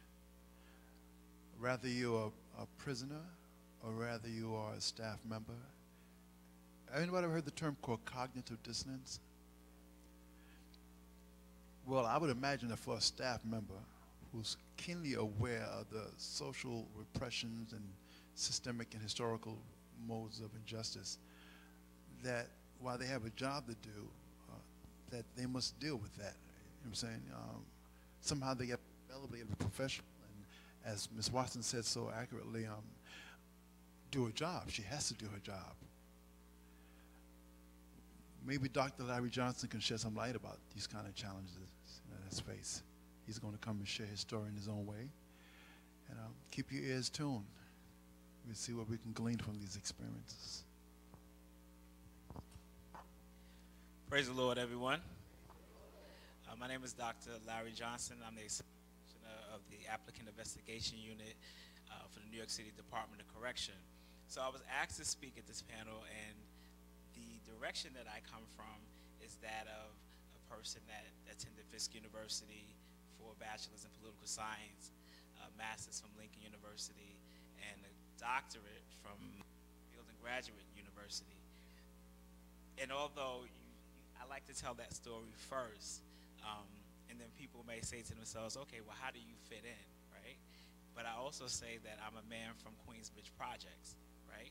I grew up in Queensbridge Projects since 1973, all of my life, and it wasn't a story of how I got, the hard part was being here without being incarcerated, because that was the badge of honor in my community. So everyone, a majority of my friends were incarcerated, and we did things together, meaning they were my friends, and they still my friends. And it was easy, and it was something that when people talked about coming home from Rikers Island, we looked up to them. You know, we were proud that they came back from Rikers Island and they made it through, and we wanted to be like this person that came from Rikers Island. But we had people in our community that cared about us, who were concerned about us in the 70s and the 80s, and we had strong parents, one, if not just one. You know, some may have had two, which is not part of the norm, but we had one that made us do what we needed to do. So although I stand here, I know where I come from, and I know where I still stand. And it's something that I always give back to my community, and God has placed me in a place that I can make a difference. And I realize that as a man, have experienced so many different things. So the Applicant Investigation Unit is responsible for the hiring of all correction officers for New York City. So I'm the person that actually hires all the persons for New York City Department of Corrections. So anyone from 2014 to current, I'm the person that actually hired them. So they go through what we consider psychological, they meaning the correction officers, a medical, an agility, and an investigation. And then that case comes to me. And then I decide whether or not I'm going to hire you to be a New York City correction officer. So it was very interesting. I actually had an opportunity to see the film prior to being here, but it was interesting seeing it again and some of the reaction here. Because you look at what occurs in the facilities, and I've been in facilities. When I say that, meaning when I first started, 5 years with the City of New York experience, Administration for Children's Services, then Department of Corrections. So when I first started with the Department of Corrections, I actually served in the programs area as a correction counselor and 2 facilities. So I've actually had the chance to be in the facilities, and it's a total different culture. You know, it's something that we always see the heroic or some of the things that NYPD does or firefighter does, but we never see what a correction officer does. So just being in the other side of the gate, seeing a correction officer and inmates in the interaction was just alarming to me. It was something that I had never experienced, and you can't talk about it unless you've actually lived it and seen it. So my role is to make a difference. You know, people need a second chance. People, you know, sometimes we stereotype persons. As soon as they walk in the room, we think that because this is what I see on paper, this is what you're about, you know, and people like us don't work in those same environments. For example, we have correction officers that have no experience with the communities. So when I'm looking at persons and hiring persons, my first thought is, yeah, they pass the psychological, but some of our psychologists are not examining them based on where they come from. Someone may look at a person, and I've changed that whole environment for the department, where I've had psychologists at times that may look at a person and say, well, this person came in with a bag. How can they afford a bag when they don't have a job? Well, how you know they didn't borrow the bag? That's not a good assessment if we're actually examining someone. It's not about what they came in with or what they look. Maybe they put on their best to be here, and it doesn't mean because they have their best on that looks like $1 million that they did something wrong to be here. So, you know, you have young men that came in for jobs and they would be sent home because they didn't have a tie. What I would do is bring in a number of ties from myself, my home, say, help the people get through. They're just trying to get a new start. They're trying to make a difference. You know, and if you know, and those things would happen, and we would turn a lot of people away from the beginning. So when I started in 2014, one of the things I tried to do in the hiring practice for the New York City Department of Correction is revamp that entire system. When I started, I went from a staff of 19, and I'm at a staff now of 108. So I revamped the entire unit and grew it and brought in diversity, brought in people from our communities to be a part of the decision-making in the hiring practice. It's really ironic, and I tell this story often. I'm an adjunct professor at Queens College, too, and I teach urban criminal justice. And one of the things I was talking about was a young man, and he was at one point not recommended to be hired for the position of correction officer. When he was 17, he had a number of arrests, and they were dismissed. All arrests, it was a number of them, but they were dismissed throughout a few years. And when he was applied for the position, he was not recommended. And one day, this is the way God works, I was walking in my community, and he passed me, but he seen me before, and he said, "Can I speak to you?" And I said, "Sure." He was in a uniform because he actually worked in my community as a peace officer. So I said, "Sure, you can speak to me." He said, "I'm trying to get a job as a correction officer." And I said, "Well, you're going through the process." And that's not abnormal. I've seen persons that address me. And when I heard his story, I said, "Well, you're going through the process. It should be it's a lengthy process, but just keep in touch with your investigator." He said, "No, I've already been not recommended."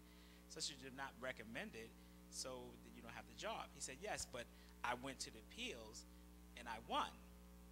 I said, "Oh, so what's the process? What's happening now? If you went to appeal and you won, then you're going through the process." He said, "No one's calling me. They're not doing anything for me. I went through an appeal. I paid. My arrest was when I was children." I said, "Well, I'll get your case and look at it tomorrow. Give me your name." He gave it to me in a piece of paper. I asked my assistant to pull a case. I looked at it. He obtained a bachelor's degree and an associate's degree. He was working as a peace officer, and no one thought he needed a second chance. When I went through his file, yes, he had arrests. They were all dismissed. He had never served any time. He made some mistakes, and now he's going into his second year as a correction officer within the Department of Corrections. And I'm proud to tell a story like that. Reason being, there's a number of people that need a second chance. And sometimes you only need the right person to be in the right position to make sure that people are treated fairly.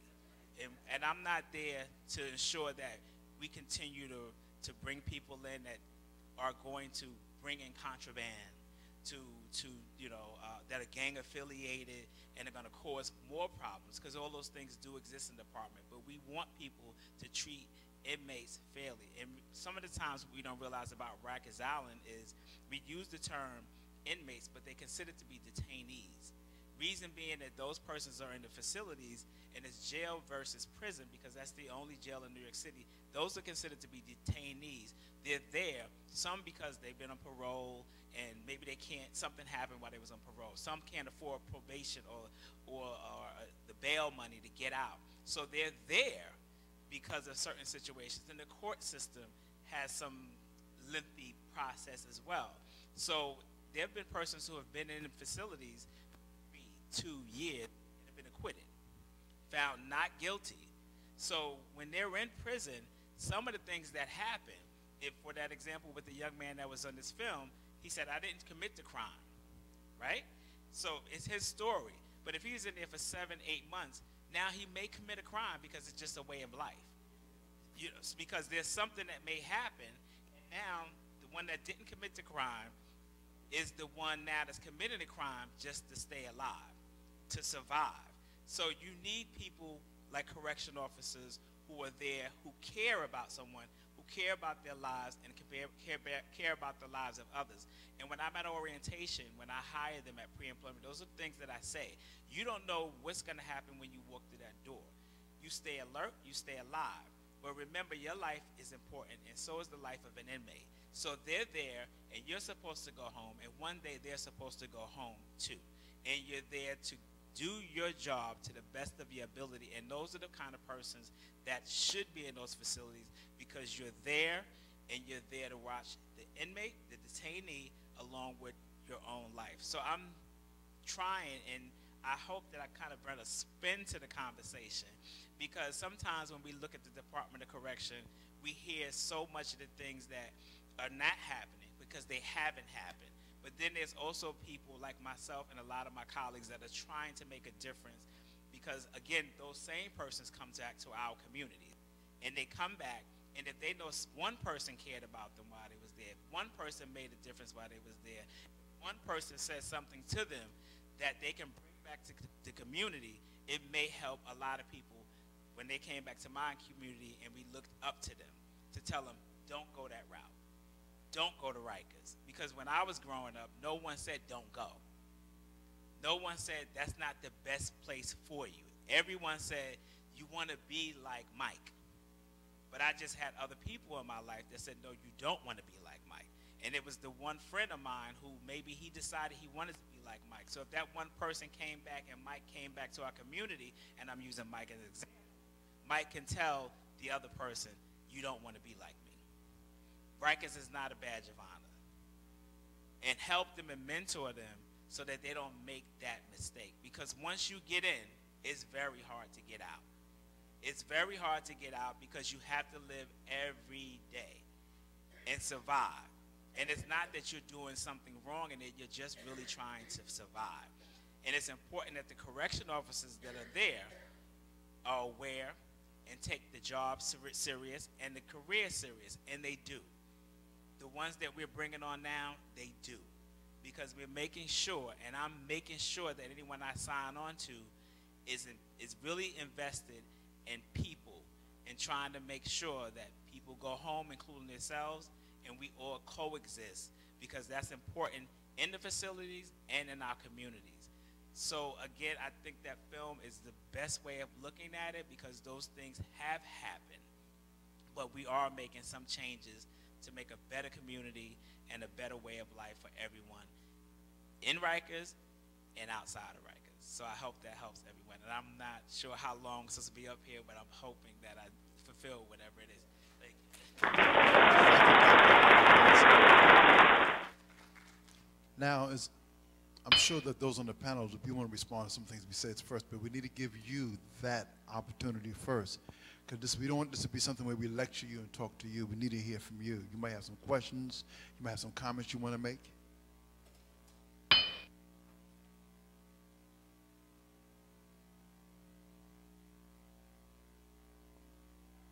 Eugenia, Kadim's, right? Yeah, I thought so too. Okay, cool. Good afternoon again.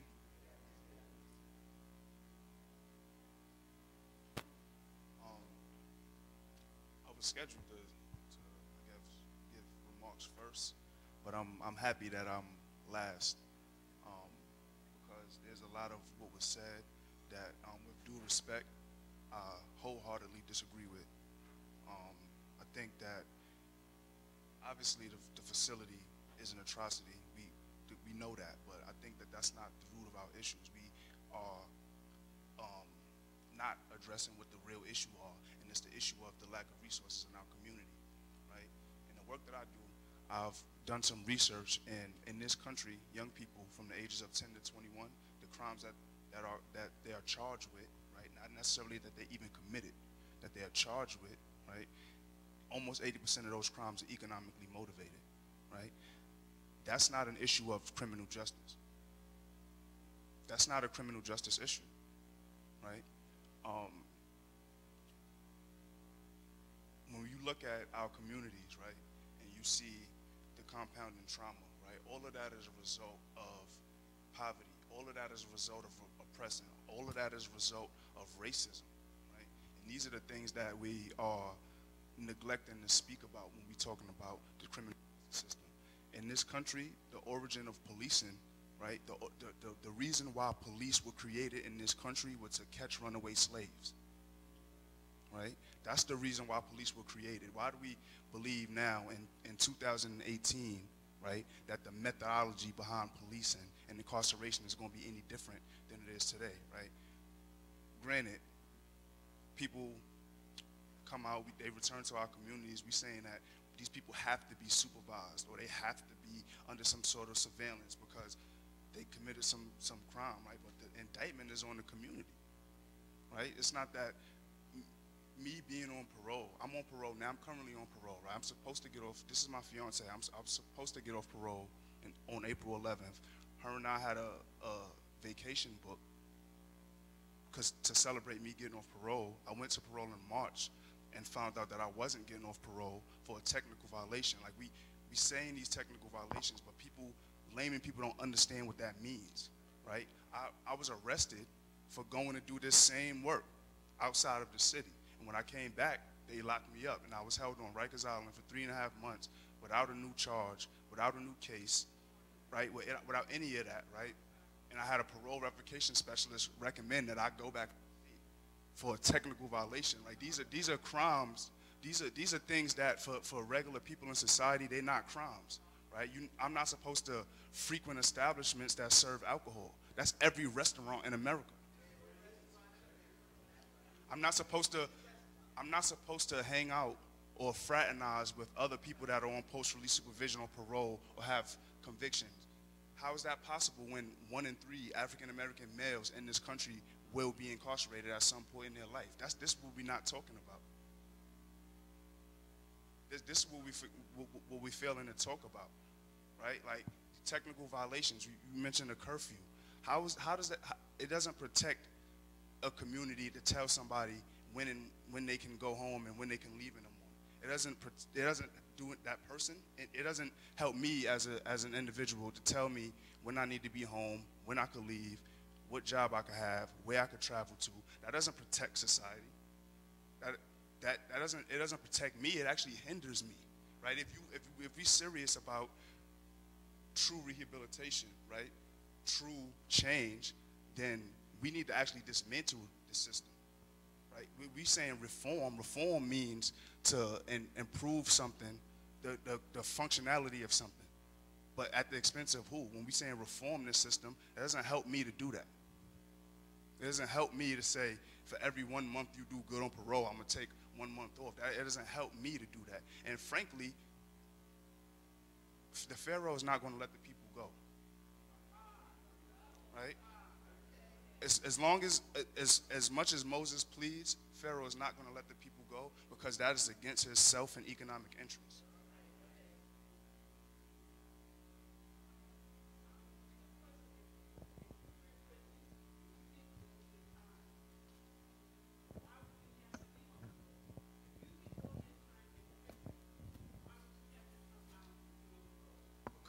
Because there's a capitalistic interest, and people on post-release supervision have to pay a fee to be on parole, right? Like this things that people don't know, right? So frankly, people in the system, you don't want to not have people come back. Like why would police stop arresting people? That's how they have preset numerical goals, operating under a quota. Right? Like we be talking about the wrong things here. Like this issue is not in the facilities.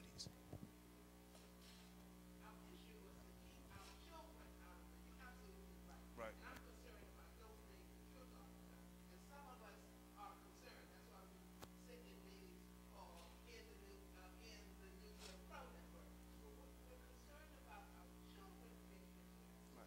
So to your point, right? We talk about violence, gangs, all of these things that are a symptom of the trauma and the marginalization and the oppression that our communities experience, right? We like to stereotype and identify our young people, write them off, but we don't understand the psychological battles that they have to deal with, right? We oftentimes take for granted and overlook the basic comprehensive skills and the genius that it takes to even permeate any of these black markets, right? How you can't sell drugs if you can't count. You can't sell drugs if you're not personable. Like you have to be approachable. You have to know how to speak to people, to the people that have the drugs. You gotta be in their likeness. You can't scam somebody if you cannot read and write. Oh, sorry.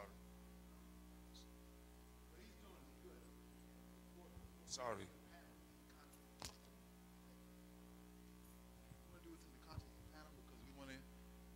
Get a flavor of a diversity of answers. We don't want to be one-dimensional answers. So, you first. You want the panel. If you want to deal with Kadeem, you can continue that.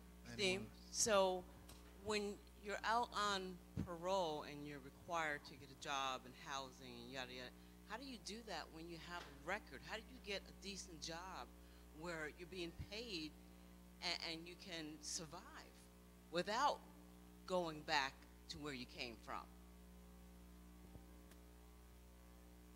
Everybody hear me? Everybody hear me? That's an excellent question. And that's one of the stipulations, right? So you can go back to jail if you don't secure employment, right?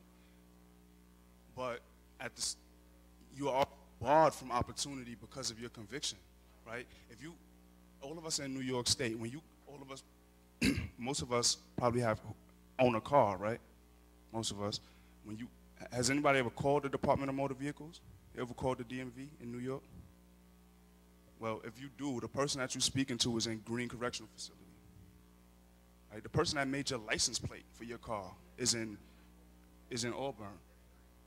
Right? If you have a disability, right, at 25 cents an hour, maximum, right? If some of this furniture is probably Corecraft and was probably made in the facility, right? If you own a pair of eyeglasses, the person that made your lenses is in prison, right? If you have a disability and you need an assistance dog, the person that trained that dog is in prison, right? But they return to a society that bars them from these opportunities because of these convictions. They can't go to these same companies, get the same job with the same skill set. Okay, it's important for me to contextualize our discussion because why those things that's been said is important and they need to be expressed, but remember what we're here to discuss today. To me, the injustices are undeniable. Most people know. We can give you more details based on our experience. But we're here to talk about the children. What of the children? What are we going to do about the children? What is going to be our approach to intervening in their lives in such a way that we help them? What can we as a community do? We only have 5 o'clock, this event is over, and it'd be nice if we can somehow crystallize that in our discussion and leave with some concrete, because we could talk all day and this could be a platform that we pontificate and event and feel better, but if we leave without a solution or without a course of action, then all we did was talk. All we did was vent. And one thing I learned about forums like this is very easy to just talk, but not locate solutions. Brainstorming and coming up with solutions, that's a little more challenging. It requires more of us. So we might want to look at that. You heard from Kadeem, you heard from Shatik, you heard from Dr. Larry Johnson, you heard from P.O. Faith Watson. If you have questions, I would encourage you, I can't tell you what to do, but encourage you to try to contextualize it within the interest of our children. There's a crisis here. What are we going to do about it? So I have a question. I'm right here. Okay. So I have a question regarding parole officers. So if we're worried about our children, we need to understand that many of our children the homes are manless. And we have teenagers who, some young men in the house who have to assume at some point in their mind, they have to assume that manly position in the home, which makes them go out and probably start selling drugs because they want to try and help put some food into the house and help take care of mom and the other kids. So how do you or the parole officers try to actually help that situation in terms of helping an individual get a job, not telling them that they're required to have a job before they go back in jail? How does parole assist them now with getting a job? Well, first of all, parole does not violate anyone for not having a job. I'm going to tell you that. I have never, in the 32 years that I've worked for parole, violated somebody for not having a job. We work with community partners that have job fairs. I work in Orange County, and Recap and all these places have job fairs. What we do is we work with, like I said, the community partners. We refer them to the job fair. They come, they speak to us. They say, look, we're going to have a job fair. We need the people to come over, Department of Labor, everybody. We refer them. Look, we'll get you a ride. Go to the job fair. We have agencies that help them with their resumes. We have Target, which gives us clothing for them to go to a job fair. So I can't speak on other counties, but I know I work in Orange, Rockland, and Putnam. Those are my 3 counties, and we don't have that problem. How often are the job fairs? I mean, are these daily? Usually quarterly, because we don't go looking for the jobs. We partner, like I said, with other agencies that would have these job fairs.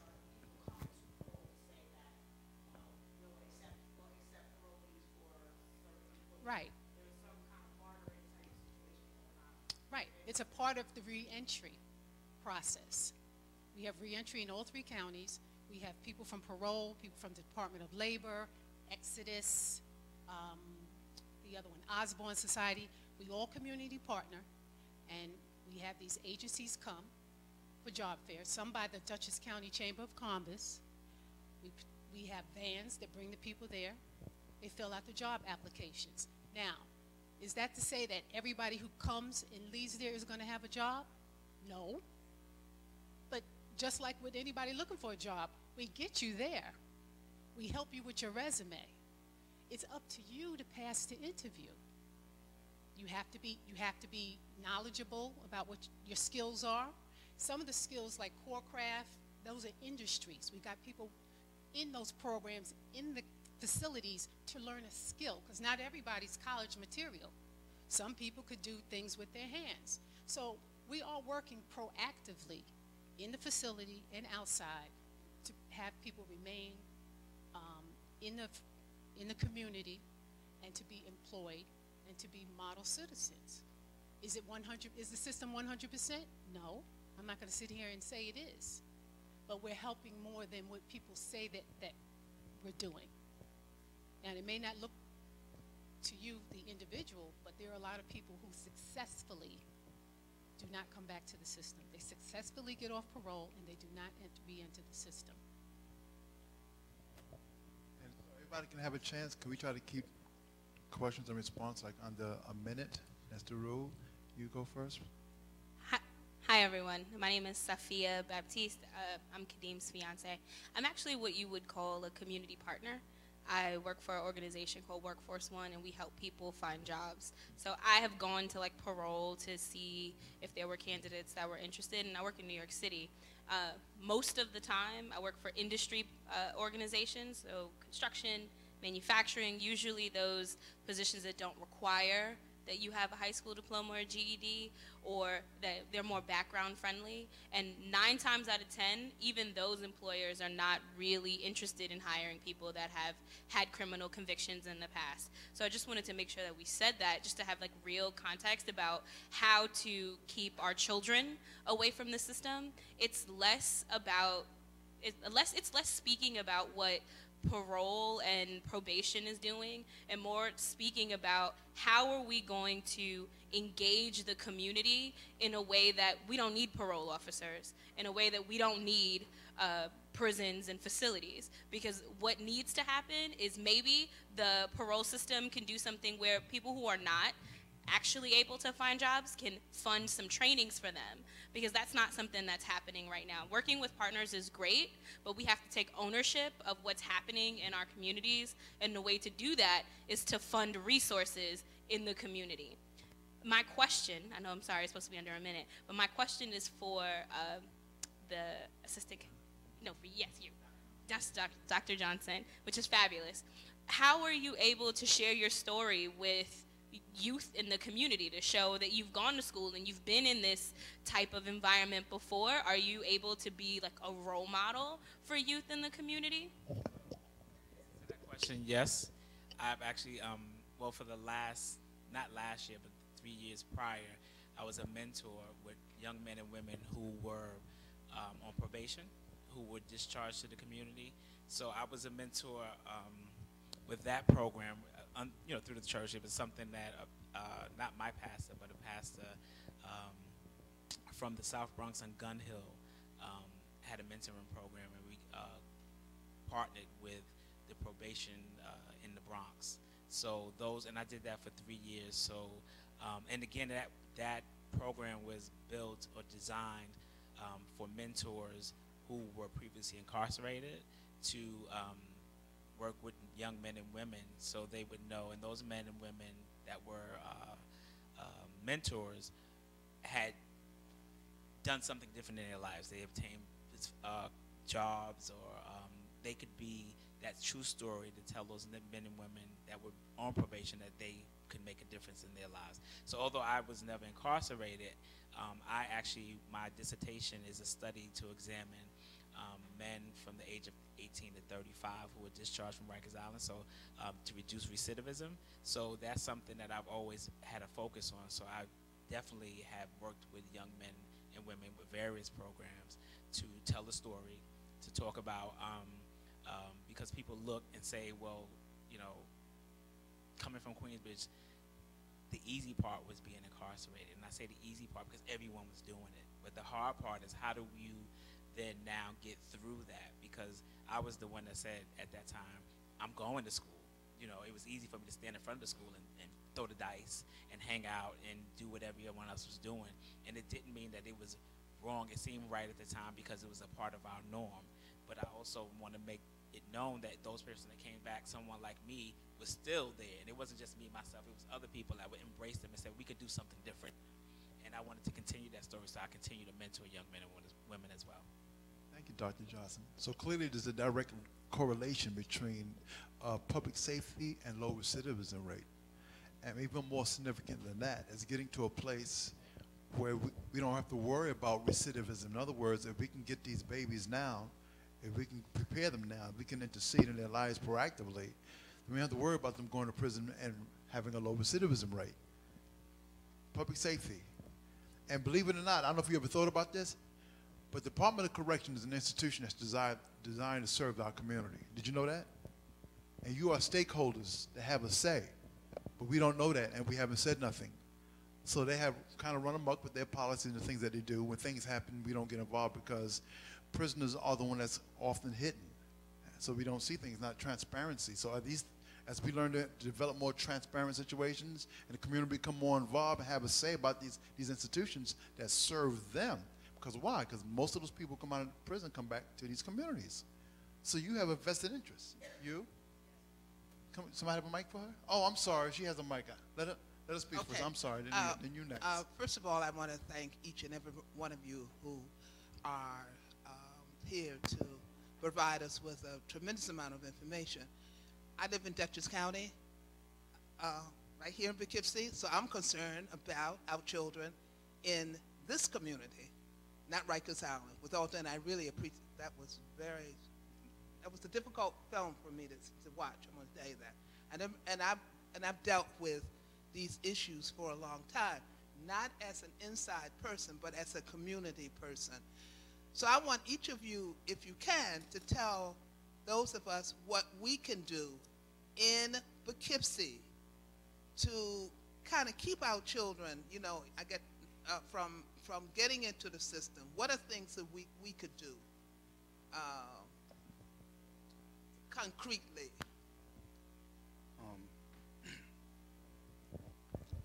Again, I think these issues begin in the community. Obviously, there's a deliberate initiative to keep our communities in a space where they don't function properly, so that people go to jail.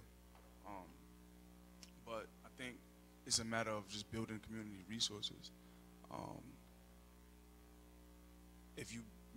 When I say resources, I mean like viable businesses, safe spaces, community spaces, community programs for young people.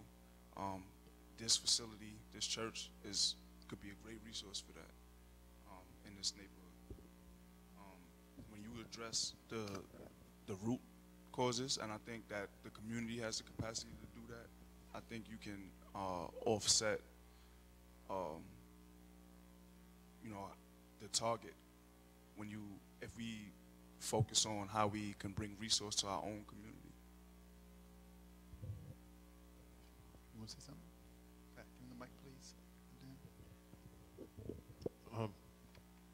Something like what he said, but just invest time in the youth and try to get them to a point where they don't have to look outside of their community for what they need. Help them to get to where you want them to be. Don't call the cops on them if you see them standing in the corner thinking they're doing something wrong. Go talk to those young people. Be part of the community. There used to be a village to raise a child. Now it's we'll let the police take them away or let the police deal with them because they scare me just because of the way they wear their clothes or the way they look. And we're prejudging our kids, and some of them are just modeling what they see, and that's not the kind of kids they even are. So just try to be a community.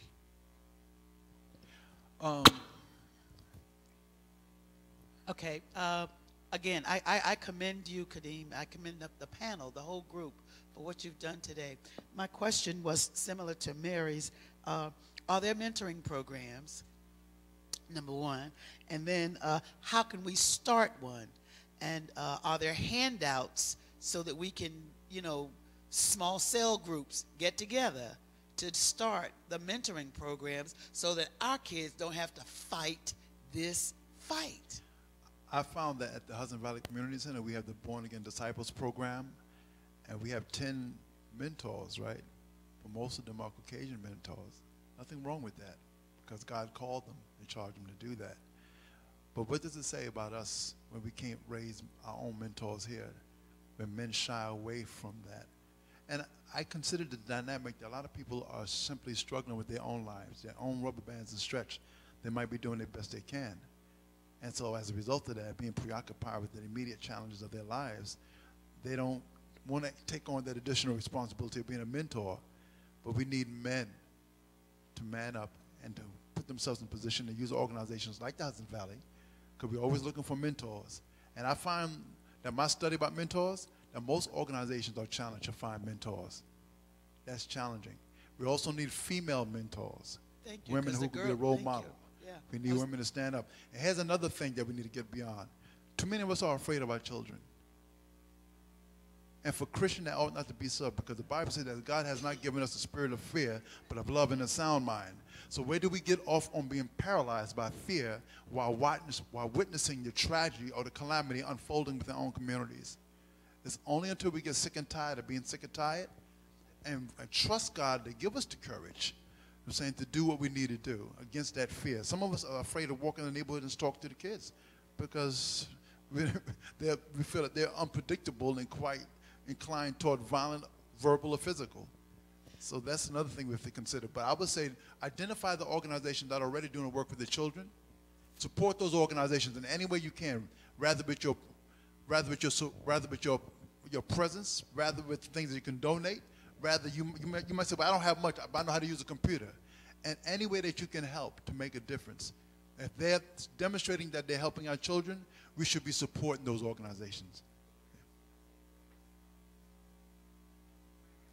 Oh, Hudson Valley is on South Grand Avenue in Poughkeepsie. All right? You want to say something, Kadeem? Oh, do you have any response to that? I'm sorry, I didn't give you a chance.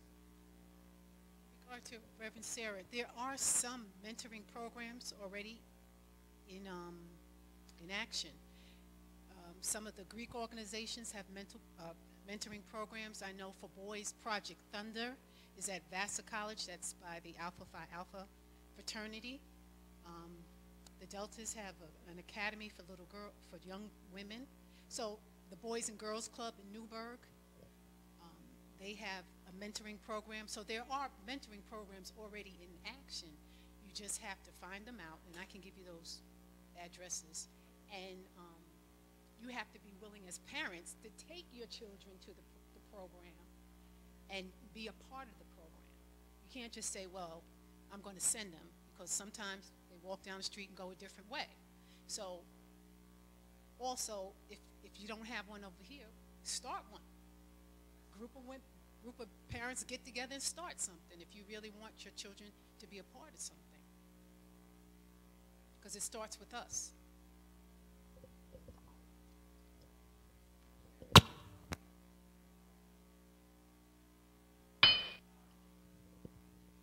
Primarily, everything that should be said was said, in my opinion. Reason being is that depending on your community and what your needs are, it's good to have awareness, you know, because we start programs that really don't fit our communities.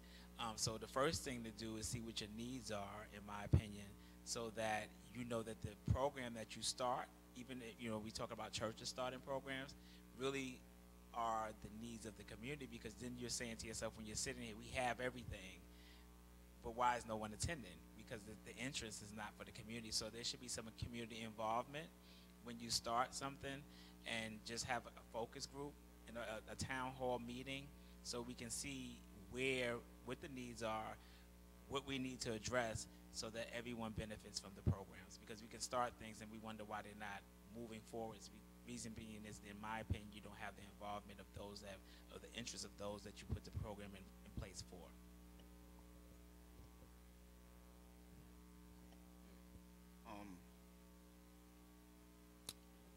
So when I'm talking about resourcing, I want to just expound on that just a little bit. One simple things we could do, right, outside of, obviously changing our perspective on how we view our young people and not believe in the stereotypes that's been created around them.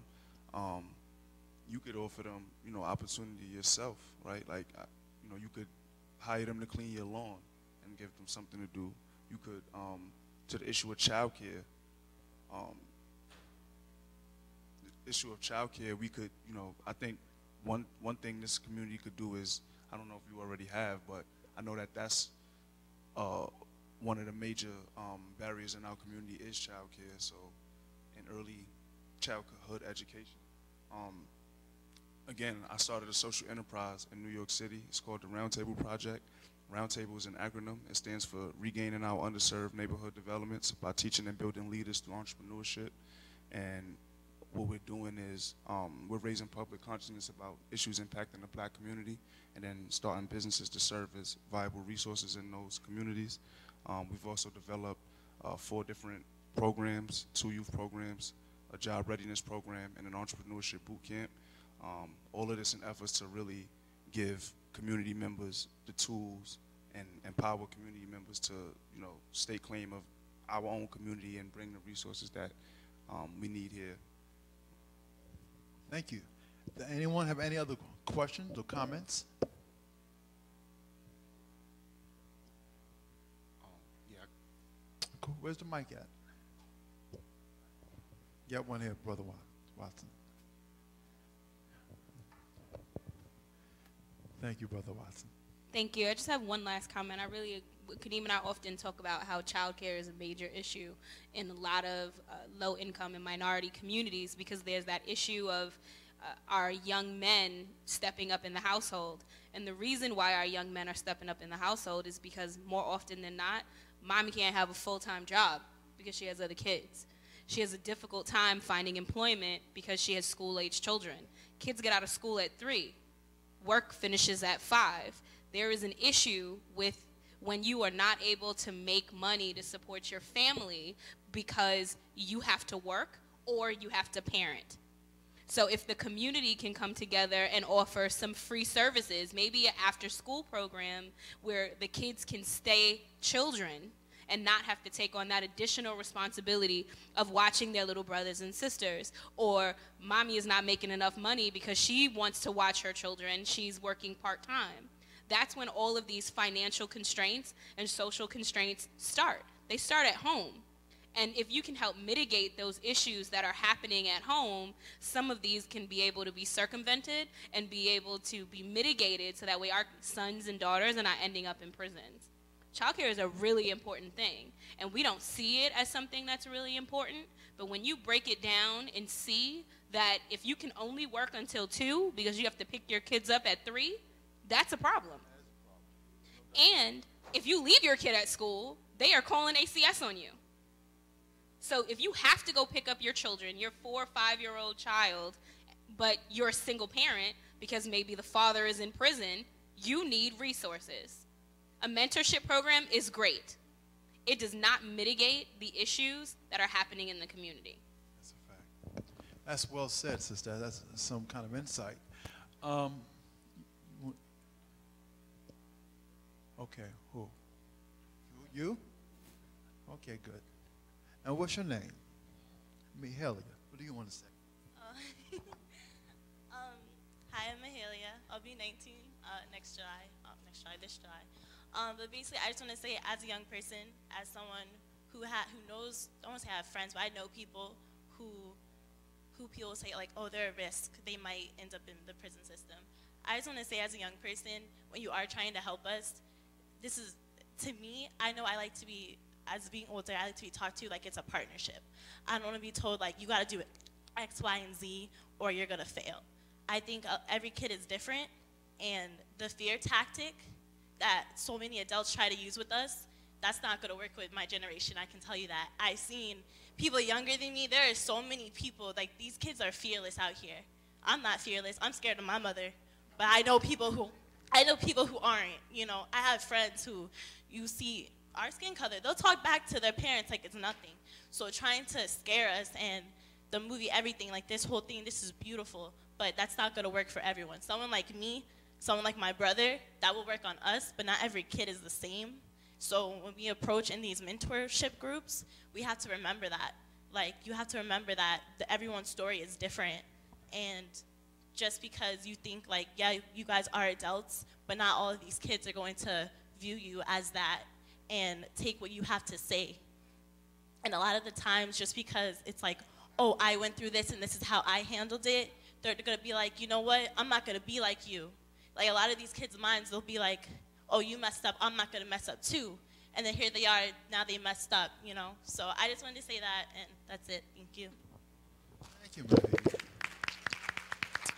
Well, our time is coming to an end, and we have to wrap this up. But let me say this. This is just the first step, the first platform, right, Gina, of more to come, because it's going to take more than one meeting to deal with this thing and get some perspective where this thing can translate into some strategy, some action. The whole purpose of this discourse is that we come to a place where we brainstorm, you know what I'm saying, and because we need to hear the pertinent voices, and there's going to be more people, more panels in the future for us to take note from that and learn.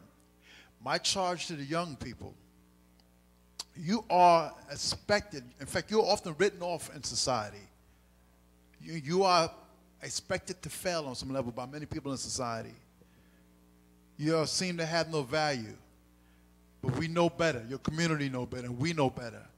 And because we recognize of your worth and that we are nothing without you, because you are my future. I don't have a future without you. No one in this room do. So if we fail to properly invest in our future, then we, like the Bible said, reap into the whirlwind. So be encouraged in your endeavors. Understand, have an adequate and clear insight about the challenges that you are confronted with. And also know at the same time that you are pregnant with a wealth of potential. You have the ability to accomplish things you can't even understand right now because of your location in life. But you are made for greatness. God made you for greatness with a purpose, and he made you not to be subservient to your circumstances or your challenges. Challenges are nothing more than an opportunity for you to excel and do well. And you're dealing with so many messages and so many communicators who are telling you otherwise, rather it's in your music, rather it's in your culture, rather it's in your homeboys, your homegirls. So many things coming around you telling you that you can't go but so far in life. We up here as a panel believe otherwise. This church believe otherwise. Gina believe otherwise. Pastor Bottom believe otherwise. And that's why we begin this discourse, so that you can partner with us. Because we know we don't have all the answers, sister, you're right. That's a humbling reminder that you partner with us and you participate in the panel in helping us to find a way, a solution, a remedy to this crisis. And it starts with one person at a time. Thank you so kindly. Can somebody pray us out of here? The pastor. Bottom's going to have some closing remarks, and I just want to say, if you did not sign in, can you please sign in so that we can, you know, communicate with you about other discourse that we're going to have. And we are not going to stop here. I'm going to use all these resources that we have here so that I can do something. I'm a doer, so I really don't like a whole lot of talking. You know, it's like, let's just do this. So that's me. I'm a doer. So we have this panel, and I plan to do something with it. Okay, and anybody knows me, they know I'm a doer. So, Pastor Bottoms. Thank you, Genia. Thank all of you. What about this wonderful panel that we've had tonight? Michael J. Love is refreshing to know his story and to know his commitment, his passion. He's repassioned me. I came to this meeting today, and perhaps some of the others came as I did, thinking that perhaps right now, existentially, that our biggest anthropological, sociological problem was what Donald Trump is doing. Only to understand, to be reminded today that maybe it's not what Donald Trump is doing, but what I am not doing. We're pretty good at talking about what somebody else ought to do. Well, somebody ought to do this, somebody ought to do this. But, and I've been informed today. I've been informed today, and I've been challenged. As a result of this, we want to identify and bite off a piece of the apple and chew it well. And it's a systemic problem. It's not just one, but it takes everybody. It's a village problem, and everybody in the village needs to be involved. But before the village can, the whole village needs to catch the vision. And so it's important to have Dr. Johnson where he is. Brother, bless you. Brother Kadeem, where you are. Faith, where he is. And Shanti's testimony. And Mike, where Mike is. That all of us together can do this. Was it Frederick Douglass that said, it is easier to build strong children, somebody said it already, than it is to rebuild broken men? I mean, it's easier. It's easier. You can bend a twig when it's soft, young, and pliable than try to straighten it out after it gets old, hard, and crusted. And so let's identify that. Let's identify the area where we can work and do it. We look forward to the next session, and you'll be hearing more about us. And I'm with Eugenia that we got to do it. You know, after 40 years of ministry here, I don't have time for a whole lot of meetings, a whole lot of talking. Let's do it, and let's get it done, and let the people of God might be blessed. Put your hands together for this panel and for Mike and all those who participated. And Eugenia and our ministry for this presentation, for the movie, and for the honest and frank discussion that's been here. Now, I never fuss at people who are not here. I never fuss at people who are here about the people who are not here. Now, there's some others that ought to have been here. Amen. But those who are here get something that those who are not here did not get. But when we come together again, we want to involve as many as we can. And I think when they catch our passion, maybe they can be ignited because we are serious about it. All right, what time is it? Time to go. Let's bow together. Can I just make one announcement? Sure, yes, sir. Just real quick. So I have some, if anyone would like to support the efforts I'm making in my community to bring resources, I do have some 1 in 3 campaign merchandise available. All of the money goes towards building businesses to employ formerly incarcerated males. So if you're interested, I have some stuff in the back. All right. What you got? You're gonna make a commercial, make a fool. We have these T-shirts. They're $15. We have mugs for $20, and we have buttons and also wristbands. Oh, the T-shirt's small, or you have some? I have assorted sizes. My size? Yeah. Okay.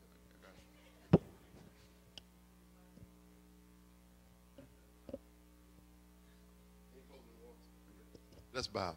Our Father, how we bless and praise your name, and how we thank you, God, for your manifold blessings upon us, and how you brought us together today for this honest and frank, wonderful and blessed discussion. Now, Father, don't allow us just to talk, but let us, oh God, put some walk to our talk, and let our video come in sync with our audio. dismiss us now. We thank you for this time together. In the name of our darling son Jesus, we pray and we thank you. Amen.